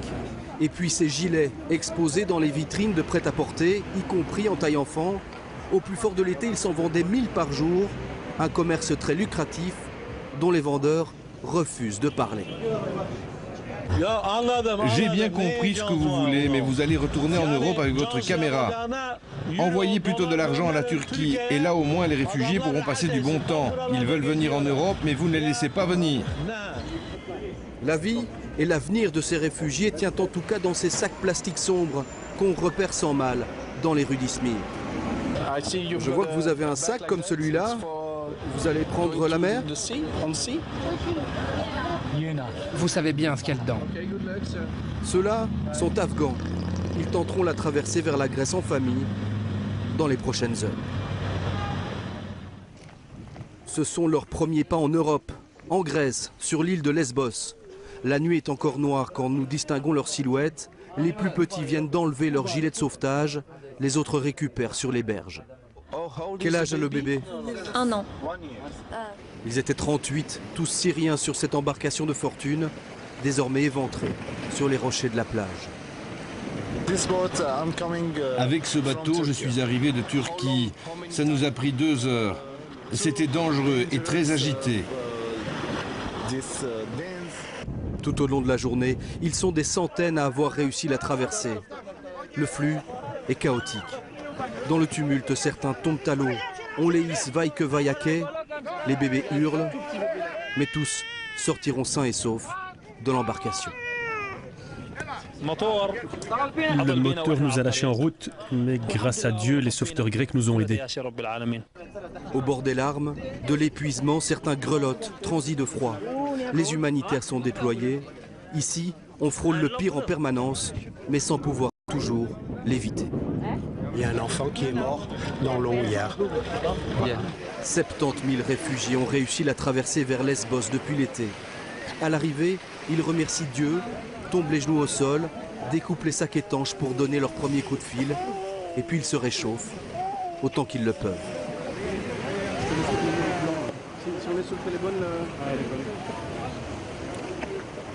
Mauvaise, les vents de plus en plus violents, les vagues de plus en plus hautes. Ces traversées périlleuses deviennent donc de plus en plus délicates avec les conditions hivernales. Du coup, eh bien, certains tentent coûte que coûte l'aventure tant qu'il est encore temps, avec des risques de plus en plus grands. Merci Régis, ce reportage est en effet assez interpellant, c'est le moins que l'on puisse dire. Andrea Rea, vous dirigez le groupe de recherche sur les relations ethniques et l'égalité à l'ULB. La question elle est très directe, est-ce qu'une immigration des réfugiés qui sont en hausse est encore tenable ou pas pour la Belgique par exemple? Oui, donc je pense d'abord qu'il faut relativiser. On n'est pas encore dans une situation, on est plus ou moins à 20 000 pour l'instant. Le pic a été celui de 2000, on était à 40 000 demandeurs d'asile. On n'est pas avec des réfugiés, mais des demandeurs d'asile. Donc pas péril en la demeure. Je pense vraiment pas qu'il y a péril en la demeure et je pense que les termes d'afflux, etc. sont d'une certaine manière parfois assez exagérés par rapport à l'ampleur. Je ne veux pas dire que cette ampleur n'est pas importante aujourd'hui, mais elle n'est pas démesurée par rapport à ce qu'on a connu dans les années 2000, au moment où il y avait notamment toute la situation, d'abord au Kosovo, mais aussi par rapport au Congo, par exemple. Alors, pour aller dans votre sens, on ne va pas parler d'afflux, on va parler d'arrivée. Pour expliquer aussi à nos téléspectateurs, aux auditeurs, est-ce que l'arrivée de réfugiés un peu plus massif, est-ce que c'est viable du point de vue économique, social, politique et culturel? Bref, est-ce que c'est une bonne chose ou une mauvaise chose? Donc, d'abord, c'est une question aujourd'hui humanitaire. Je pense que parfois, ce qu'on oublie, c'est qu'on est vraiment dans une logique où on est dans un bateau, il y a quelqu'un qui tombe à l'eau, est-ce qu'on tend la main ou est-ce qu'on la tend pas? Et je pense que c'est quelque chose... On ne réfléchit pas au coup d'après, vous voulez dire. C'est ça, on réagit. Et je pense que c'est quelque chose... Par ailleurs, c'est un droit. Le droit à l'asile existe. Il est par ailleurs sanctionné par le droit international. Donc je pense que la question après, se poser après, c'est est-ce que c'est bien ou pas bien pour la société? Je pense que les expériences intérieures nous démontrent d'une manière générale, oui, bien sûr, il faut être clair, c'est un coût dans un premier temps. Il y a le coût de l'accueil. Il va y avoir le coût probablement quand les personnes vont avoir le statut de réfugié.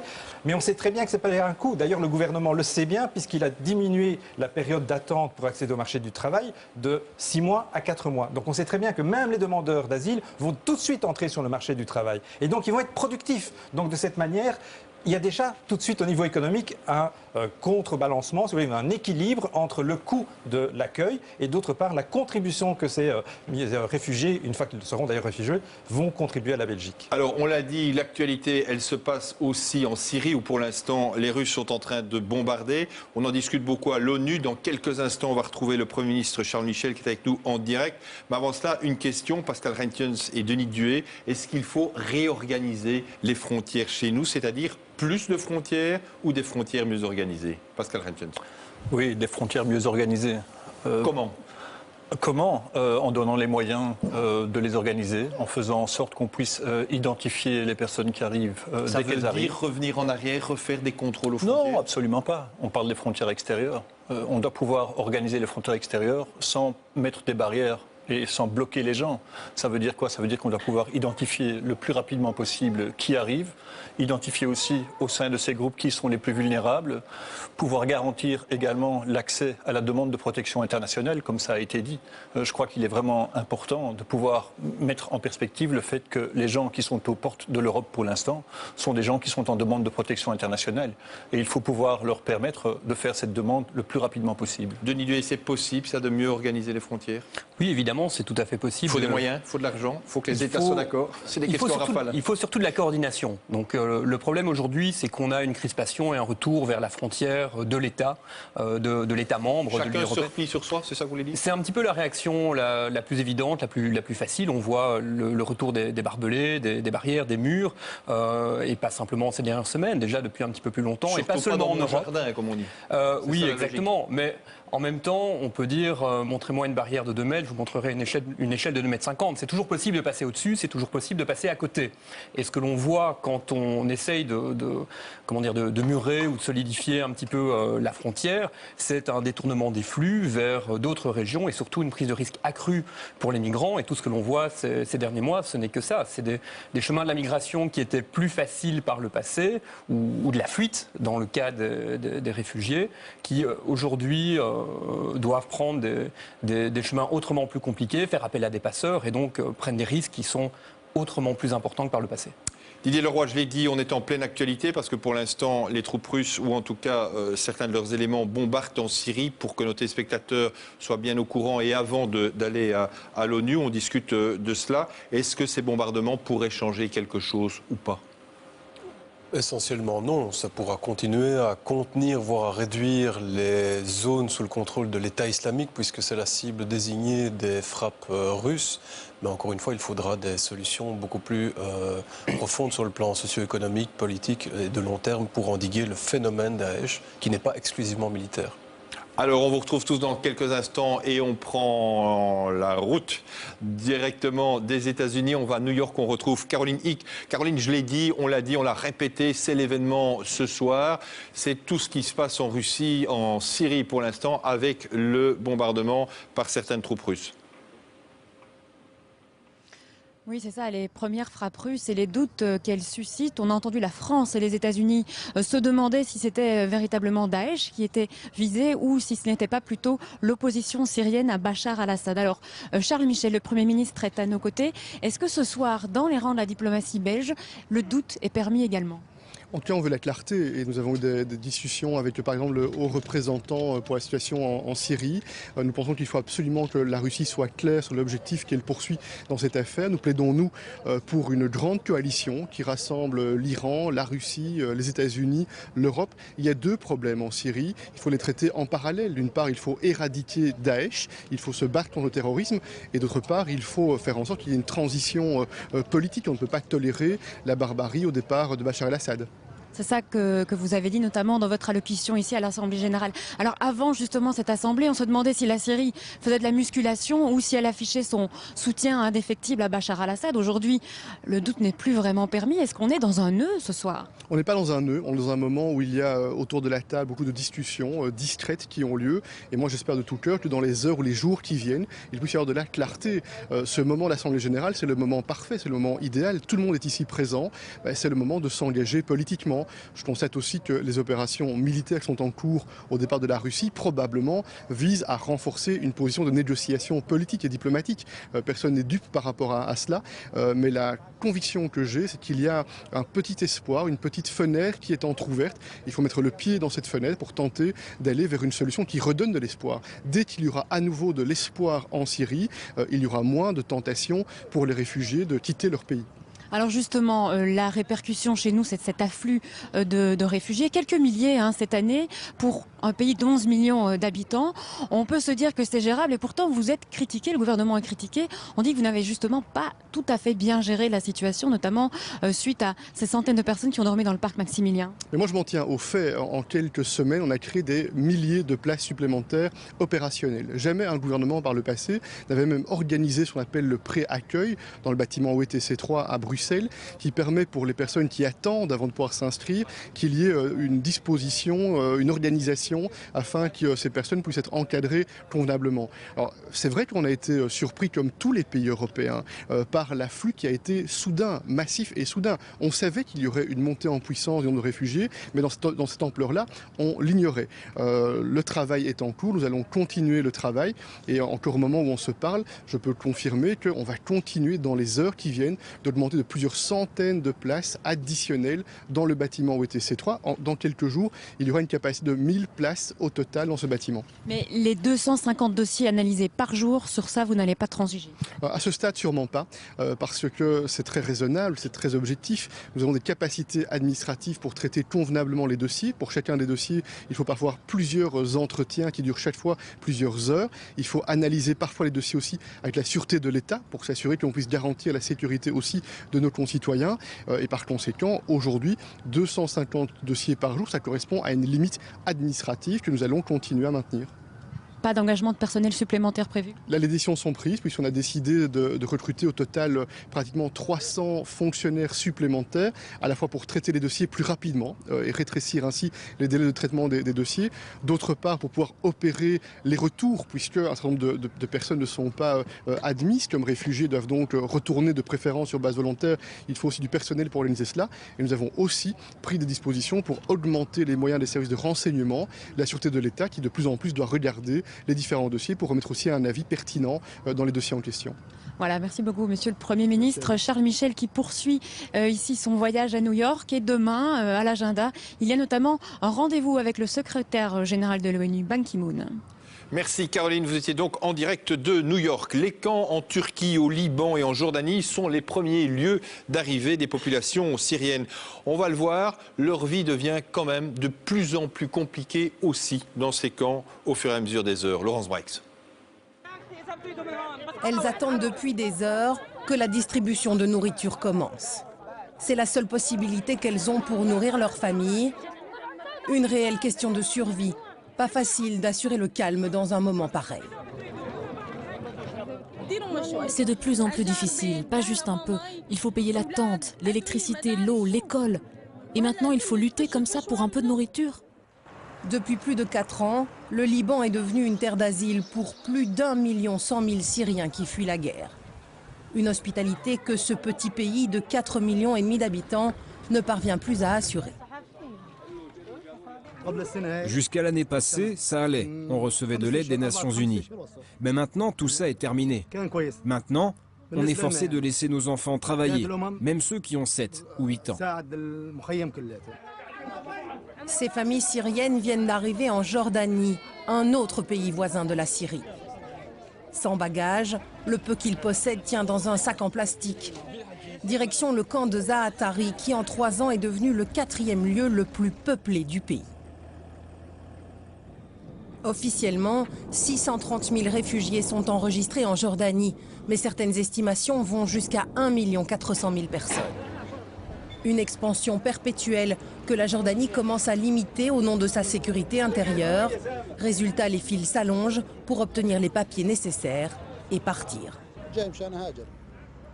Je suis venu ici pour pouvoir m'en aller. Je veux partir avec mes enfants. Ici, je n'ai rien à leur offrir.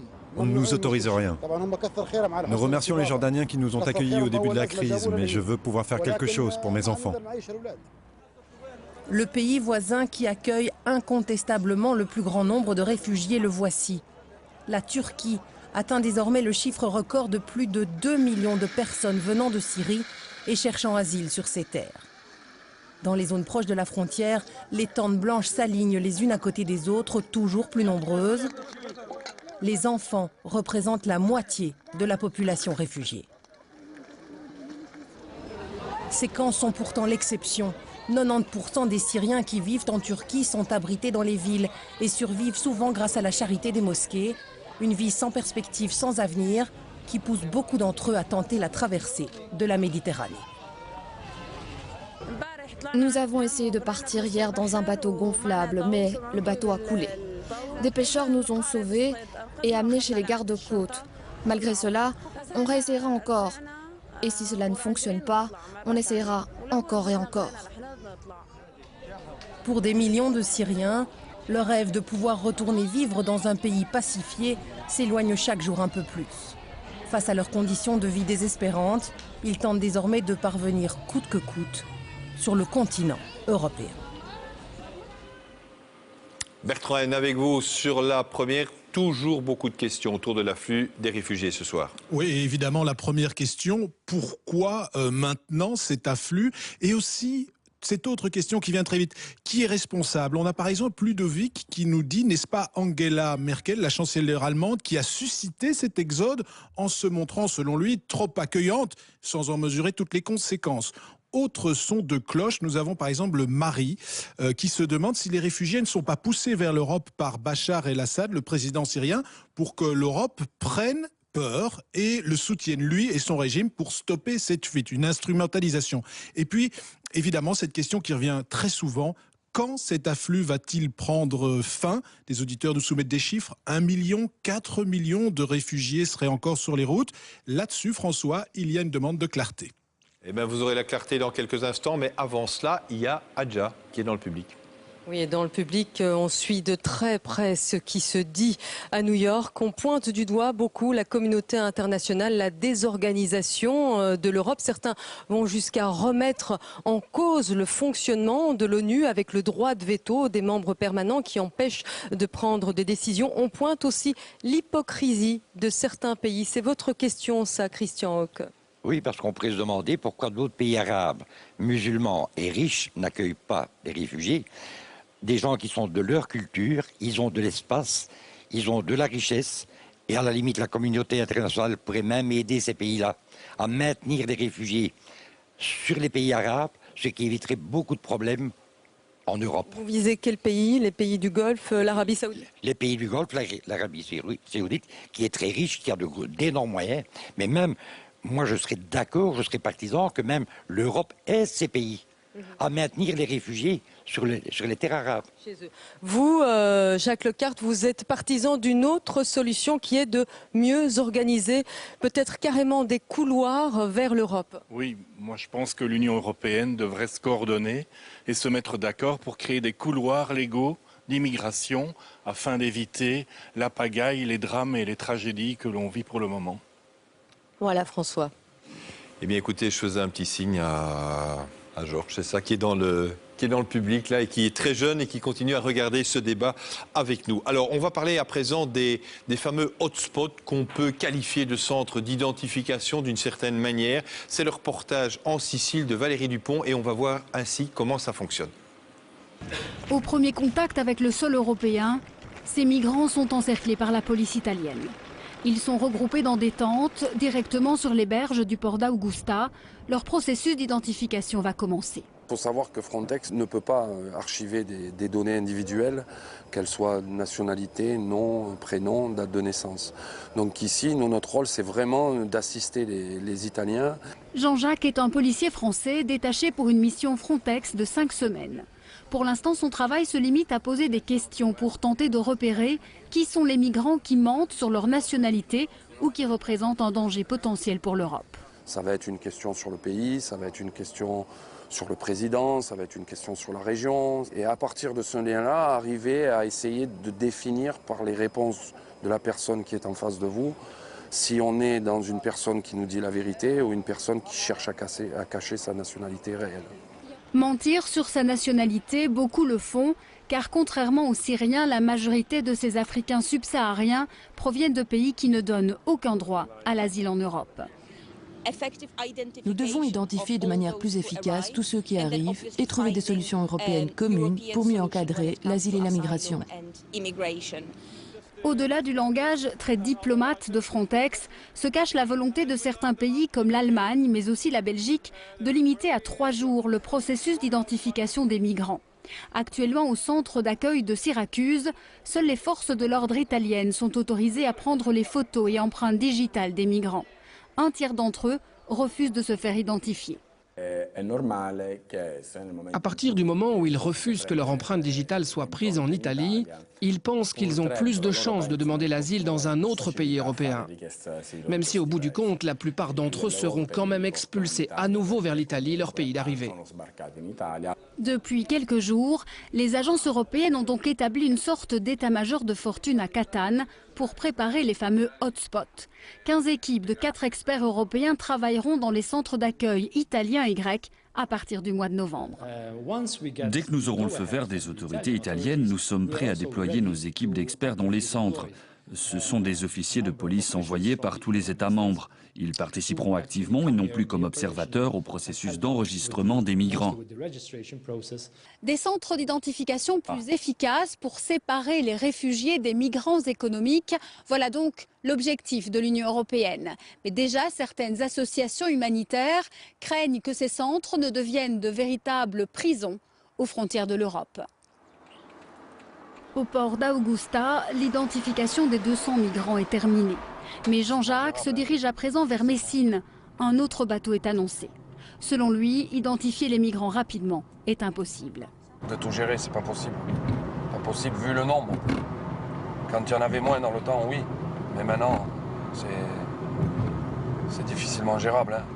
Une sorte d'aveu d'impuissance des policiers des frontières. La création des centres d'identification de l'Europe ne pourra en aucun cas être la seule et unique réponse pour gérer ce flux migratoire aux mains de passeurs criminels qui n'ont aucune intention d'arrêter leur trafic lucratif. Pascal Rentgen, c'est Denis Duhay. Est-ce que c'est une bonne chose, ces hotspots, ces centres? Est-ce que ça ne devient pas en effet un risque de centre de tri entre bons et mauvais migrants et peut devenir des prisons pour certains? Il y a toujours un danger, mais je pense que ce qui est important de rappeler, je l'ai dit là tout de suite, je crois qu'une identification très rapide est nécessaire. Maintenant, il faut voir ce qui se passe après l'identification. Et on vient de l'entendre. Je crois qu'il y a un risque que les gens aient peur d'être identifiés parce que leur but n'est pas d'arriver en Italie, c'est de continuer ailleurs. Et pour ce faire, on doit pouvoir mettre au niveau européen d'autres éléments en place, comme entre autres des systèmes de relocation. Ça, on a l'impression que ce n'est pas nécessairement une bonne chose, donc ces hotspots. Je ne dis pas que c'est une mauvaise chose, je pense qu'ils sont nécessaires. Maintenant, on va les identifier et les localiser à certains endroits. On sait que la migration, elle bouge. Donc, a priori, il faudra pouvoir voir dans quelle mesure le fait de créer des hotspots à certains endroits va tenir dans le temps. Par contre, la deuxième chose qui est beaucoup plus importante, c'est de dire qu'est-ce qu'on fait à partir du moment où on a identifié les gens. Donc, le tout, c'est pas de les identifier, c'est de pouvoir faire en sorte que par la suite, on fasse activer la solidarité européenne en matière d'accueil des demandeurs d'asile. Vous avez un doute là-dessus ? Il y a un processus qui est en cours pour l'instant. Il y a des discussions qui ont lieu au niveau européen. Alors, ces discussions sont délicates, sont difficiles. Donc, entre autres, sur la question de la relocation, donc le fait de pouvoir, quelque part, faire en sorte qu'on atténue la pression sur les pays limitrophes, entre autres la Grèce, l'Italie, la Hongrie aussi. Tout le monde n'est pas d'accord, en fait, pour être solidaire de la même manière. Donc, il y a pas mal de discussions, il y a pas mal de peurs. Chacun a envie de garder sa souveraineté. Et je pense que là, on se retrouve dans une question de crise identitaire européenne aussi, de se dire est-ce qu'on est capable de répondre à 28 à des arrivées massives aux frontières de l'Europe.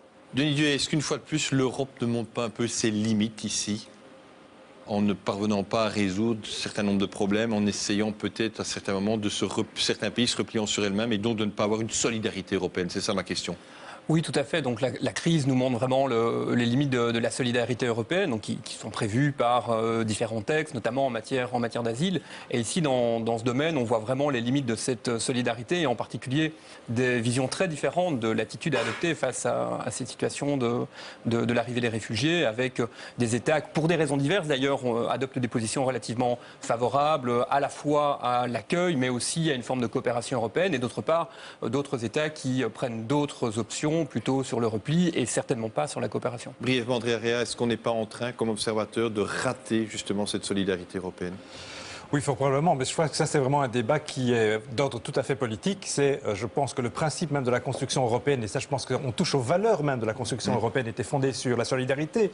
Et ce qu'on voit aussi ici au sujet, bon, on l'avait vu déjà par rapport à la Grèce, on le voit maintenant par rapport à la question des réfugiés, c'est quelque part une remise en cause même des principes organisant la solidarité. Et on sait bien que les pays qui aujourd'hui sont les plus hostiles aussi aux réfugiés sont aussi ceux qui bénéficient depuis leur entrée d'aide de la part de l'Union européenne. Donc c'est vraiment les valeurs de l'Europe qui sont en question aujourd'hui. Didier Leroy, très rapidement, puisqu'on parle de l'Europe, est-ce qu'à un certain moment il faudrait une intervention militaire quelque part, à la fois européenne contre les passeurs et peut-être un peu plus loin dans certains pays comme la Syrie où ce n'est pas du tout du domaine du possible?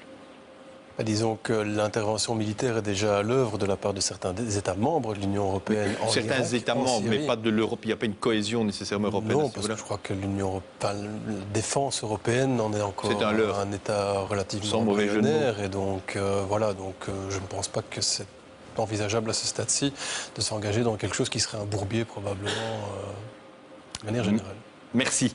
En tout cas, ce n'est pas très optimiste, mais on continue. La crise des réfugiés syriens est une des plus graves, on l'a dit, depuis la Seconde Guerre mondiale. Elle fait l'objet d'une couverture médiatique. Heureusement, dirons-nous, les télévisions parlent toutes de la même chose, mais on va le voir, ne racontent pas nécessairement la même histoire. C'est signé Gérald Vandenberg. À la vue de ces images, tout le monde ne réagit pas de la même façon. Certains parlent d'invasion à arrêter, d'autres d'exilés qu'il faut aider. Certains y voient un risque d'instabilité politique, d'autres une opportunité économique. Les télévisions d'Europe sont le reflet de ces différences. Sur base des mêmes événements, les histoires qu'ils racontent sont radicalement différentes. Commençons notre histoire à la frontière entre la Hongrie et la Serbie, à la mi-septembre. Ces réfugiés veulent passer par là pour rejoindre l'Allemagne. La police hongroise déployée en force va les en empêcher. Pour la première fois, la crise des réfugiés débouche sur un affrontement long et violent. En Europe de l'Ouest, les médias posent ouvertement la question, les Hongrois vont-ils trop loin ? Ces derniers, soutenus par des unités spéciales antiterroristes équipées de véhicules blindés, ont riposté à coups de canons à eau et de gaz lacrymogène. Sur les réseaux sociaux, une autre image va renforcer cette impression d'une Hongrie qui exagère. Nous sommes toujours à la frontière serbe. Des réfugiés forcent un barrage établi par la police hongroise. Une caméra woman va quitter son rôle de journaliste et tenter d'arrêter les réfugiés à sa manière. À un autre moment, cette même dame, Petra Laszlo, donne un coup de pied à une fille. Mais en Hongrie, le point de vue est tout autre. Et c'est une autre histoire qui fait le buzz. Nous sommes dans une gare où plusieurs centaines de réfugiés viennent de passer la nuit. Ce journaliste fait un face caméra quand un réfugié se glisse derrière lui. Azok, akik itt maradtak, válogatnak a ruhák közül, a játékok közül. Azt mondják az önkéntesek, hogy a következő napokban. Cette image fera le tour des médias sociaux. Ce geste considéré comme menaçant montrerait que les réfugiés sont dangereux, une histoire parfaite pour ceux qui veulent les rejeter. Cette possibilité de raconter de deux manières la même histoire existe aussi dans d'autres pays. Nous sommes en Allemagne qui a la réputation de bien accueillir les réfugiés. Le maire d'un petit village reçoit des journalistes français. Il veut donner gratuitement des terrains à bâtir aux réfugiés pour repeupler son village. La commune aimerait surtout attirer des familles avec enfants. Cela permettrait d'assurer l'avenir de la petite école élémentaire. Avec 42 élèves seulement, elle a bien failli fermer. On va recevoir de nouvelles familles et grâce à ça, on va sûrement sauver notre école. Mais côté histoire négative, il y a une autre Allemagne. Ce bâtiment qui flambe est un centre pour réfugiés. On soupçonne un groupe de néo-nazis d'y avoir mis le feu. On oublie souvent qu'il y a 6 mois à peine, des milliers d'Allemands manifestaient dans les rues des grandes villes contre l'arrivée de nouveaux immigrés. Comment réagiriez-vous si tous les partis officiels et les grands médias vous traitaient ouvertement de nazis et de racistes, alors que vous critiquez simplement la gestion de l'asile en Allemagne? Cette accumulation d'images fortes, d'histoires contradictoires, peuvent faire basculer l'opinion publique à tout moment. Et il faut de la volonté pour se forger sa propre opinion. Oui, se forger sa propre opinion, rien n'est plus difficile. Et l'une des façons d'y parvenir, c'est d'oser poser toutes les questions qui nous passent par la tête, y compris les questions taboues, voire indélicates. Jean-Valéry Tourazzi, merci d'accepter de partager la vôtre, parce que beaucoup de Belges la partagent, des Belges qui sont inquiets. Oui, tout à fait. Tout d'abord, ayant moi-même été réfugié du Rwanda, ayant bénéficié de l'accueil, de la chaleureuse accueil et de la protection de la Belgique. Donc je suis particulièrement touché par cette problématique de réfugiés, notamment les conditions dans lesquelles ils ont été accueillis. Il n'empêche, vous avez une question très concrète quand même. Voilà, justement, c'est la question de savoir, est-ce qu'il faut en accueillir plus, moins, 10 000, 100 000, 1 million, 10 millions, donc c'est combien en fait on peut en accueillir en Belgique, donc dans les... Est-ce qu'il y a un chiffre possible? Parce qu'on parle de la catastrophe alors que nous sommes à 4 000. Certains disent une goutte d'eau dans la mer. D'autres disent que c'est déjà une catastrophe humanitaire. Voilà, jusqu'à combien on peut aller? Merci. Alors vous, Christian Hogg, vous trouvez carrément que le débat est plus ou moins angélique et vous avez une question très concrète qui porte sur le coût. Combien ça va coûter aux Belges? Mais tout à fait, tout à fait. Moi, je veux bien, on a de bons principes, on a de la bonne volonté, on a de bons sentiments. Nous sommes en crise depuis 15 ans, mais je conseillerais à beaucoup de gens d'aller voir dans les mauvais quartiers, les quartiers extrêmement défavorisés de la Belgique, se poser les bonnes questions et commencer peut-être par aider ces gens-là. Et ensuite, on verra. Voilà, des questions qui vont certainement relancer le débat à votre table, François. On va poser directement la question à Andrea Rea et puis on parlera aussi du coût. Andrea Rea, est-ce que ça va nous coûter cher à nous Belges? Alors, il est clair que la question de l'accueil coûte, parce qu'il faut les accueillir, il faut des lieux pour les accueillir, et encore une fois, le jour où les demandeurs d'asile seront des réfugiés, ils pourront accéder notamment au CPS. Mais encore une fois, il faut le voir dans le temps. Et donc c'est un coût maintenant. Mais je vais prendre l'exemple de mon voisin. Mon voisin a fait des études dans son pays d'origine. C'est son pays d'origine qui a payé sa formation. Le jour où il va aller travailler, d'une certaine manière, on va bénéficier de l'investissement qu'a consenti son pays pour pouvoir bénéficier, nous, de la valeur ajoutée de son travail. Donc je pense que ce qui est important de voir, c'est le voir dans le temps. Les réfugiés contribuent, de même que les migrants, contribuent à terme au développement économique. Et donc il y a un retour, mais il ne se passe pas à ce moment-là. Je voudrais aussi faire une remarque quand même qui est... Comparaison n'est pas raison, je suis tout à fait d'accord. Mais c'est important quand même de voir qu'on se pose vraiment la question sur le coût aujourd'hui de ce flux-ci. Et on s'est très peu posé le coût pour les citoyens belges de la crise bancaire de 2008-2009 par exemple. Parce qu'il y a des sujets qui à un certain moment sont plus légitimes que d'autres. Et ici, parce qu'il s'agit de personnes, et on parle de 230 millions d'une certaine manière. Quand on voit ce qu'a coûté par exemple la crise bancaire, on parle de milliards. Je voudrais aussi que juste qu'on le dise, ce n'est pas la même comparaison, mais c'est quand même pour dire aussi que d'une certaine manière, les crises auxquelles nous sommes confrontés, dans ce cas précis, d'une certaine manière, il y a aussi une logique d'investissement sous-jacente parce que les personnes vont devenir productives. Jean-François Téménini, vous êtes secrétaire général de la FGTB. Je pose la question aussi de manière frontale. Est-ce que, parce que beaucoup de choses se posent la question dans le public, est-ce que ces réfugiés représentent un danger pour l'emploi, pour ceux qui ont un emploi en Belgique? Non, je ne le pense pas, j'en suis même certain. Donc on a deux cas de figure. On a effectivement des travailleurs qui sont très qualifiés, les Syriens, les Irakiens, où il y a effectivement là le problème qu'on le constate, notamment au parc Maximilien, c'est le risque de dumping social. On a des employeurs qui viennent faire leur marché, faire du shopping. À côté de ça, il y a des milliers de travailleurs sans papier qui sont depuis longtemps sur le territoire belge, intégrés, qui parlent mieux néerlandais que moi, et qui eux sont cantonnés dans des secteurs dont personne ne veut. La cueillette.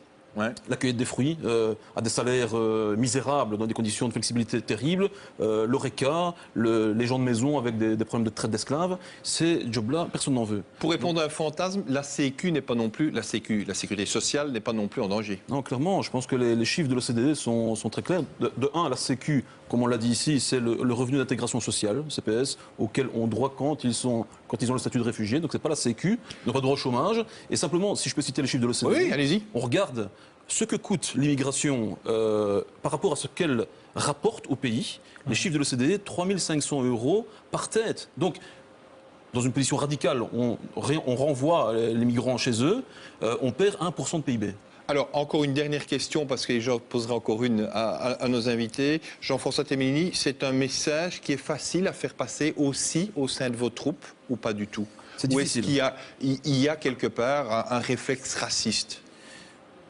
Je ne pense pas qu'il y ait un réflexe raciste, mais il y a effectivement des préjugés, il y a une campagne de sensibilisation à faire. Et donc, moi, je salue cette initiative de la RTBF. Mais les messages, on doit tordre le cou à certaines rumeurs qui, effectivement, ne sont pas fondées. Yacoum, le racisme, vous l'avez rencontré en Belgique? Vraiment, directement, je n'ai jamais eu de problème de racisme en Belgique. Mais il faut toujours poser les questions. Par exemple, quand on parle d'islamophobie, là, on mélange le racisme et une situation. Donc, pour moi, quand on parle de l'islam, parfois, ça me touche. De côté que je suis musulman, même si je ne suis pas pratiquant du tout, mais on me prend dans la catégorie en général. On va retrouver une question dans quelques instants chez Jonathan Bradfer. La toute dernière avec vous, Pascal Rentjens. Est-ce que ça va être difficile? Est-ce que la communauté internationale va savoir s'organiser pour gérer cet afflux ou cette arrivée, pour prendre un terme plus modeste? Ça va prendre du temps? Ça dépendra de la vitesse à laquelle vont se prendre les décisions politiques. C'est une réponse qui vaut son pesant d'or. Merci en tout cas. Jonathan Bradfer, est-ce que les jeunes Européens qui sont près de vous ressentent aussi ce danger autour de l'emploi? Ils ont l'œil sur le débat en tout cas. Ils ont aussi un idéal européen qui est écorné pour le moment. Avant de parler de l'emploi, tout d'abord toi Paul, tu es étudiant en Belge, tu as passé des jours à Calais. Qu'est-ce que tu as envie de dire ce soir? Il y a un travail d'éducation à faire en Europe? Oui, pour moi, effectivement, il y a un travail d'éducation à faire pour que les gens se rendent compte de deux choses. Pour moi, c'est que de un, l'histoire de l'immigration a toujours fait partie de notre propre histoire. Les gens ont toujours cherché à quitter un endroit hostile pour trouver une terre d'accueil, que ce soit dans notre propre histoire européenne. Et de deux, c'est que les gens doivent aussi réaliser les responsabilités qu'ont leur nation dans la non-action dans les conflits internationaux ou dans leur histoire coloniale, tout simplement. Lauriane, toi tu travailles pour le magazine Eyes on Europe et tu as l'œil fâché sur l'Europe ce soir. Oui, je considère que cette crise en fait pose une question assez générale, à savoir est-ce que c'est pertinent de subordonner les droits de l'homme à la qualité de nationale. Certes, les États viennent parfois à assurer une protection, mais on se rend compte qu'elle crée aussi des apatrides et ça relance toute la question du rôle de l'Union dans cette crise et dans ce dossier. Et on peut considérer qu'il est regrettable qu'il y a un manque de volonté politique. Pour prendre un cas concret, celui de la Hongrie, elle s'est rendue quand même relativement coupable de manquements à l'égard du droit européen en construisant une frontière entre elle et la Roumanie, en violant les droits fondamentaux de ces immigrés. Il existe dans le traité des mécanismes qui auraient permis de la sanctionner. Rien n'a été fait. Donc voilà, je pense que... Max, à côté de toi, est espagnol. Tu fais ta thèse sur les réfugiés. Toi aussi, tu dis que l'Europe est responsable dans les drames en construisant des murs comme cela. On l'a entendu dans le débat aussi. Oui, effectivement. En fait, il faut laisser clair que au niveau du débat, nous on parle d'accueillir une très grande minorité dans l'ensemble des réfugiés qu'il y a dans le monde. Cette année, ils sont arrivés 380 000, je pense, en Europe. Ça veut dire que la chiffre déjà que nous devons gérer dans notre pays, c'est très petite, c'est très restreinte. Et voilà, finalement, les problèmes, le fait qu'ils arrivent ici en Europe, c'est le fait qu'ils ne peuvent pas rester chez eux et qu'ils ne peuvent pas rester non plus chez les pays voisins, peut-être, où ce serait plus facile qu'ils se réintègrent. Donc il faut les accueillir. Exact. Donc pour eux, venir en Europe, parfois, il ne faut pas oublier que ce sont des gens qui viennent comme de façon forcée. Ça veut dire que pour eux, venir en Europe, c'est la dernière solution. Et nous, on a les devoirs et les droits de les accueillir. Et une dernière question avec Eva, à qui tu peux passer ton micro. Toi, tu es anglaise. Est-ce que, quand on est jeune comme toi, ça fait peur de voir tous ces immigrés arriver et peut-être, comme on l'entend parfois, entre guillemets, prendre ton travail, ton futur travail? Je pense que oui, en voyant toutes les images, ça fait peur de voir que... qu'il y a beaucoup d'États qui font rien pour les aider. Et puis, je pense qu'il faut vraiment qu'on choisisse, qu'on prenne des décisions globales pour que tout ira plus vite. Et oui, c'est plus facile après. Merci beaucoup. Voilà François, un feedback de jeunes Européens. Et on va continuer à parler emploi. On estime à 800 000 le nombre de réfugiés en Allemagne d'ici la fin de l'année, avec une démographie en déclin. 500 000 emplois à pourvoir. Des réfugiés représentent une main-d'œuvre très précieuse. Le reportage en Allemagne de nos envoyés spéciaux Marco Sacomano et Annick Capel. Il y a 10 mois, il fuyait la guerre en Somalie. Aujourd'hui, Mohamed Abdi contrôle des lames industrielles dans une entreprise de Brandebourg. À 24 ans, son rêve se réalise. Qu'est-ce que vous faites exactement? Je dois aiguiser la lame pour qu'elle entre parfaitement dans cet instrument de mesure. Vous êtes content d'avoir ce boulot? Oui, je suis vraiment content et j'espère pouvoir continuer. 24 ans à peine et donc bienvenue dans une Allemagne vieillissante, contrainte de renouveler et de rajeunir sa main-d'œuvre. Actuellement, nous avons pas mal de collaborateurs relativement âgés, et j'en fais partie, qui dans un avenir proche quitteront la production. Et nous nous réjouissons d'accueillir de jeunes collègues. Aujourd'hui, la pénurie de main-d'œuvre est d'environ 500 000 postes en Allemagne. Et d'ici 5 ans, elle pourrait grimper au-delà du 1,5 million d'emplois. Les migrants qui arrivent par milliers sont donc une aubaine pour le pays. Nous rencontrons ces nouveaux arrivants dans un quartier du nord de Berlin, là où l'on introduit les demandes d'asile. Chaque jour, ils sont des centaines à attendre ici, un véritable réservoir de main-d'œuvre, souvent très qualifiée. Quelle est votre formation? Vétérinaire. Ingénieur. Littérature anglaise. J'ai fait l'économie. Pour mieux exploiter ce vivier, l'Agence fédérale pour l'emploi a créé un service spécial. Sa mission, identifier les compétences des réfugiés. Nous rassemblons un maximum de données sur la personne. Ensuite, nous analysons ces données et puis, avec le réfugié, nous établissons une stratégie professionnelle. Ce Syrien est ingénieur avec une expérience médicale, un profil particulièrement convoité. Je suis sûr que je trouverai du travail dans mon domaine. Encore faut-il qu'il apprenne l'allemand. Un des gros défis de l'Allemagne sera en effet d'offrir rapidement des cours de langue à ses travailleurs potentiels. Il y a beaucoup de possibilités, mais à condition qu'ils parlent allemand. Donc ça, c'est absolument nécessaire pour pouvoir intégrer dans le marché du travail en Allemagne, c'est les connaissances de langue. En attendant, pour accélérer la mise au travail, le gouvernement allemand assouplit les procédures. Désormais, les migrants peuvent travailler après 3 mois au lieu de 9 auparavant. Dejan Markovic travaille comme couvreur en toute légalité alors que sa demande d'asile est toujours à l'examen. L'occasion de faire ses preuves et de montrer qu'il est motivé. Je veux me battre, je veux travailler et pas prendre l'argent de la sécurité sociale. Bien sûr, rien ne garantit que sa demande d'asile sera acceptée. Son patron est prêt à courir le risque. Ce serait dommage. Je serais triste s'il ne l'obtenait pas, mais c'est un risque qu'on a pris. Au total, l'Allemagne devrait accueillir 800 000 réfugiés. Selon une estimation, 50 000 d'entre eux devraient intégrer le marché du travail dès cette année. Oui, la situation en Allemagne est très différente de celle que l'on peut vivre chez nous sur le marché du travail. Une situation qui fait presque rêver. Aria, réfugié afghan arrivé chez nous il y a 5 ans. Pour vous, Aria, trouver du travail, c'est pas évident du tout. Non, c'est pas facile à trouver du travail ici à Belgique. Pour là, je suis 20 ans et toujours mon assistant social m'a demandé pour trouver un travail, mais toujours je cherche un emploi de travail, mais on ne trouve pas. C'est quand même difficile. Et vous auriez envie de travailler dans quel secteur? J'ai envie de faire une formation de cuisine et je voudrais travailler comme cuisine. Voilà, l'appel est lancé. En plus, vous suivez des cours de néerlandais. Ouais. C'est très utile chez nous. Vous, Patricia Chenjou, vous incarnez un petit peu l'espoir. Vous êtes arrivée du Cameroun, réfugiée il y a 6 ans chez nous en Belgique.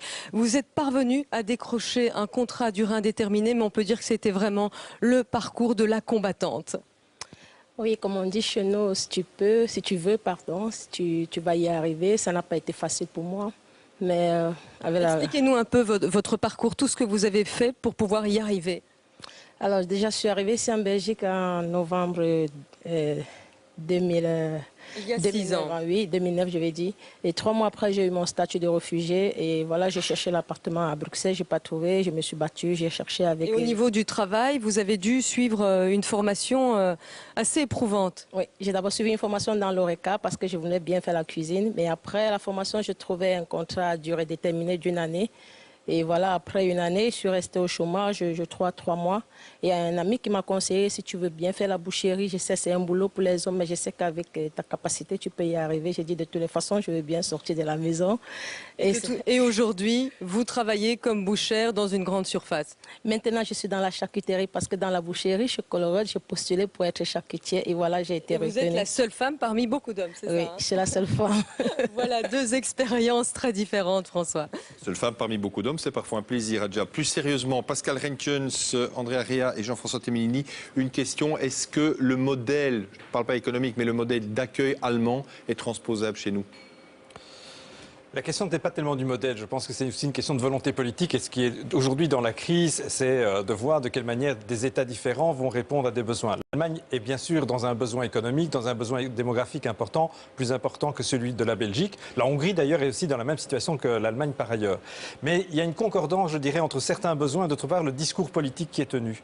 Et c'est ce qu'on a vu d'une certaine manière, je pense, avec le discours d'Angela Merkel. Donc je dirais que ce n'est pas tellement le modèle en tant que tel. C'est un discours optimiste. C'est un discours volontariste. C'est un discours qui essaye de mettre en œuvre une politique et qui trouve, par exemple, sur la question du pré-accueil, c'est quand même assez surprenant de voir que l'Allemagne arrive à faire du pré-accueil alors que la Belgique n'arrive pas à décider d'aller au-delà de 250 places, par exemple. Donc ça démontre d'une certaine manière aussi, pas simplement des besoins, l'instrumentalisation, le fait qu'on a besoin de cette main-d'œuvre en Allemagne, mais aussi la volonté politique quelque part. Assez paradoxalement, l'Allemagne, qui a toujours été considérée comme un État qui ne voulait pas des immigrants, aujourd'hui apparaît comme étant le pays européen qui devient le pays européen d'immigration, bien plus que la France, par exemple, qui l'était historiquement. Jean-François Temelini et Pascal Rentjens, brièvement sur cette question. Vous enviez les Allemands? Non, écoutez, je pense que tout le monde a compris que les Allemands n'ont pas fait ça par charité. Hein. Donc il y a vraiment un intérêt économique. La démographie a été citée. Je pense qu'au niveau belge, on serait bien inspiré effectivement d'intégrer de manière plus cohérente l'immigration. J'ai repris les chiffres du Bureau fédéral du plan sur... Allez, brièvement. Oui, tout à fait. Sur les coûts budgétaires des pensions. On dit simplement que si on ne tient pas compte de l'immigration, les coûts budgétaires sont de 5,1%.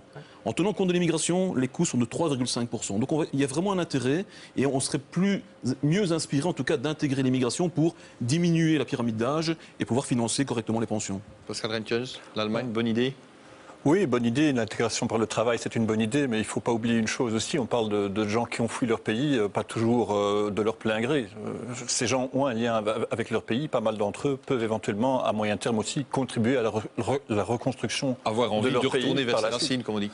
Retourner ou contribuer. Enfin, c'est pas spécialement un retour physique, mais en tout cas, il y a des qualités dans les gens qui sont arrivés. Il y aura des besoins de reconstruction. Les crises, elles sont là.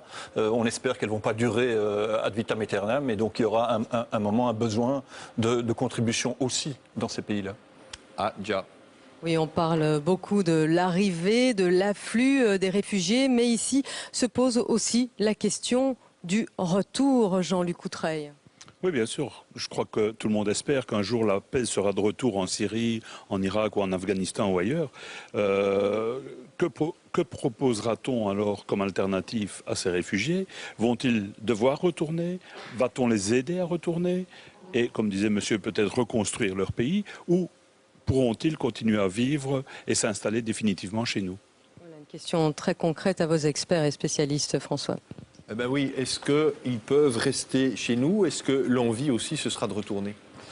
Voilà. Mais je pense que l'immigration espagnole l'a montré, l'immigration kosovare l'a montré, il y a des réfugiés qui ont obtenu le statut, qui à un moment donné veulent contribuer au développement de leur pays. Alors ils peuvent le faire directement en retournant dans leur pays ou indirectement, comme Pascal Rentjens l'évoquait tout à l'heure, en contribuant financièrement au développement de leur pays. Mais je pense que c'est important de voir que le retour n'est pas un retour obligatoire, parce que ça c'est important de le dire. S'ils ont le statut de réfugié, ils ont la possibilité de résider en Belgique parce qu'ils ont un statut et un permis de séjour à titre illimité. Mais que souvent, quand même, c'est une immigration qui est une immigration qui est forcée, elle n'est pas volontaire. Il n'y a personne qui a décidé de partir d'une certaine manière. Donc la volonté de retourner est grande parmi les réfugiés et elle est sûrement d'habitude beaucoup plus grande que celle de ce qu'on appelle l'immigration qui est venue dans le cadre des conventions bilatérales en Belgique par ailleurs, dans le passé par exemple. Cette émission touche à sa fin. Une toute dernière question avec vous, Yaya Koum. Est-ce que vous retournerez en Syrie un jour? Pour moi et pour plusieurs Syriens, on attend le chute de régime pour retourner chez nous et pour reconstruire notre pays, un pays démocratique comme on a voulu depuis 2011. Donc tous, on est prêts à repartir au moment qu'Assad part. Et si on veut résoudre le problème des réfugiés, il faut qu'Assad parte pour que ces gens ne viennent pas chez nous. Ils restent chez eux, chez eux dans leur pays. Ils n'ont pas besoin de venir ici. Ce sera le mot de la fin, c'est d'une manière souriante, Adja. Oui, un avis en tout cas qui est très partagé par les familles, les réfugiés que nous avons accueillis ici sur le plateau. Tous nous ont confié dans les coulisses leur envie, leur désir profond de retourner chez eux, de retrouver les leurs, leur famille, leur maison. Peut-être, mis à part le petit Leif qui n'a que 4 mois, qui est né sur le chemin de l'exil à Paris. Que deviendront, que voudront ces enfants nés en l'exil? Ça, personne ne peut le savoir. Seul l'avenir nous le dira. Merci, c'est donc la fin de cette émission. Merci à toutes les équipes qui l'ont préparée. Merci à Nathalie Guillemin qui l'a édité. Très bonne soirée. Merci.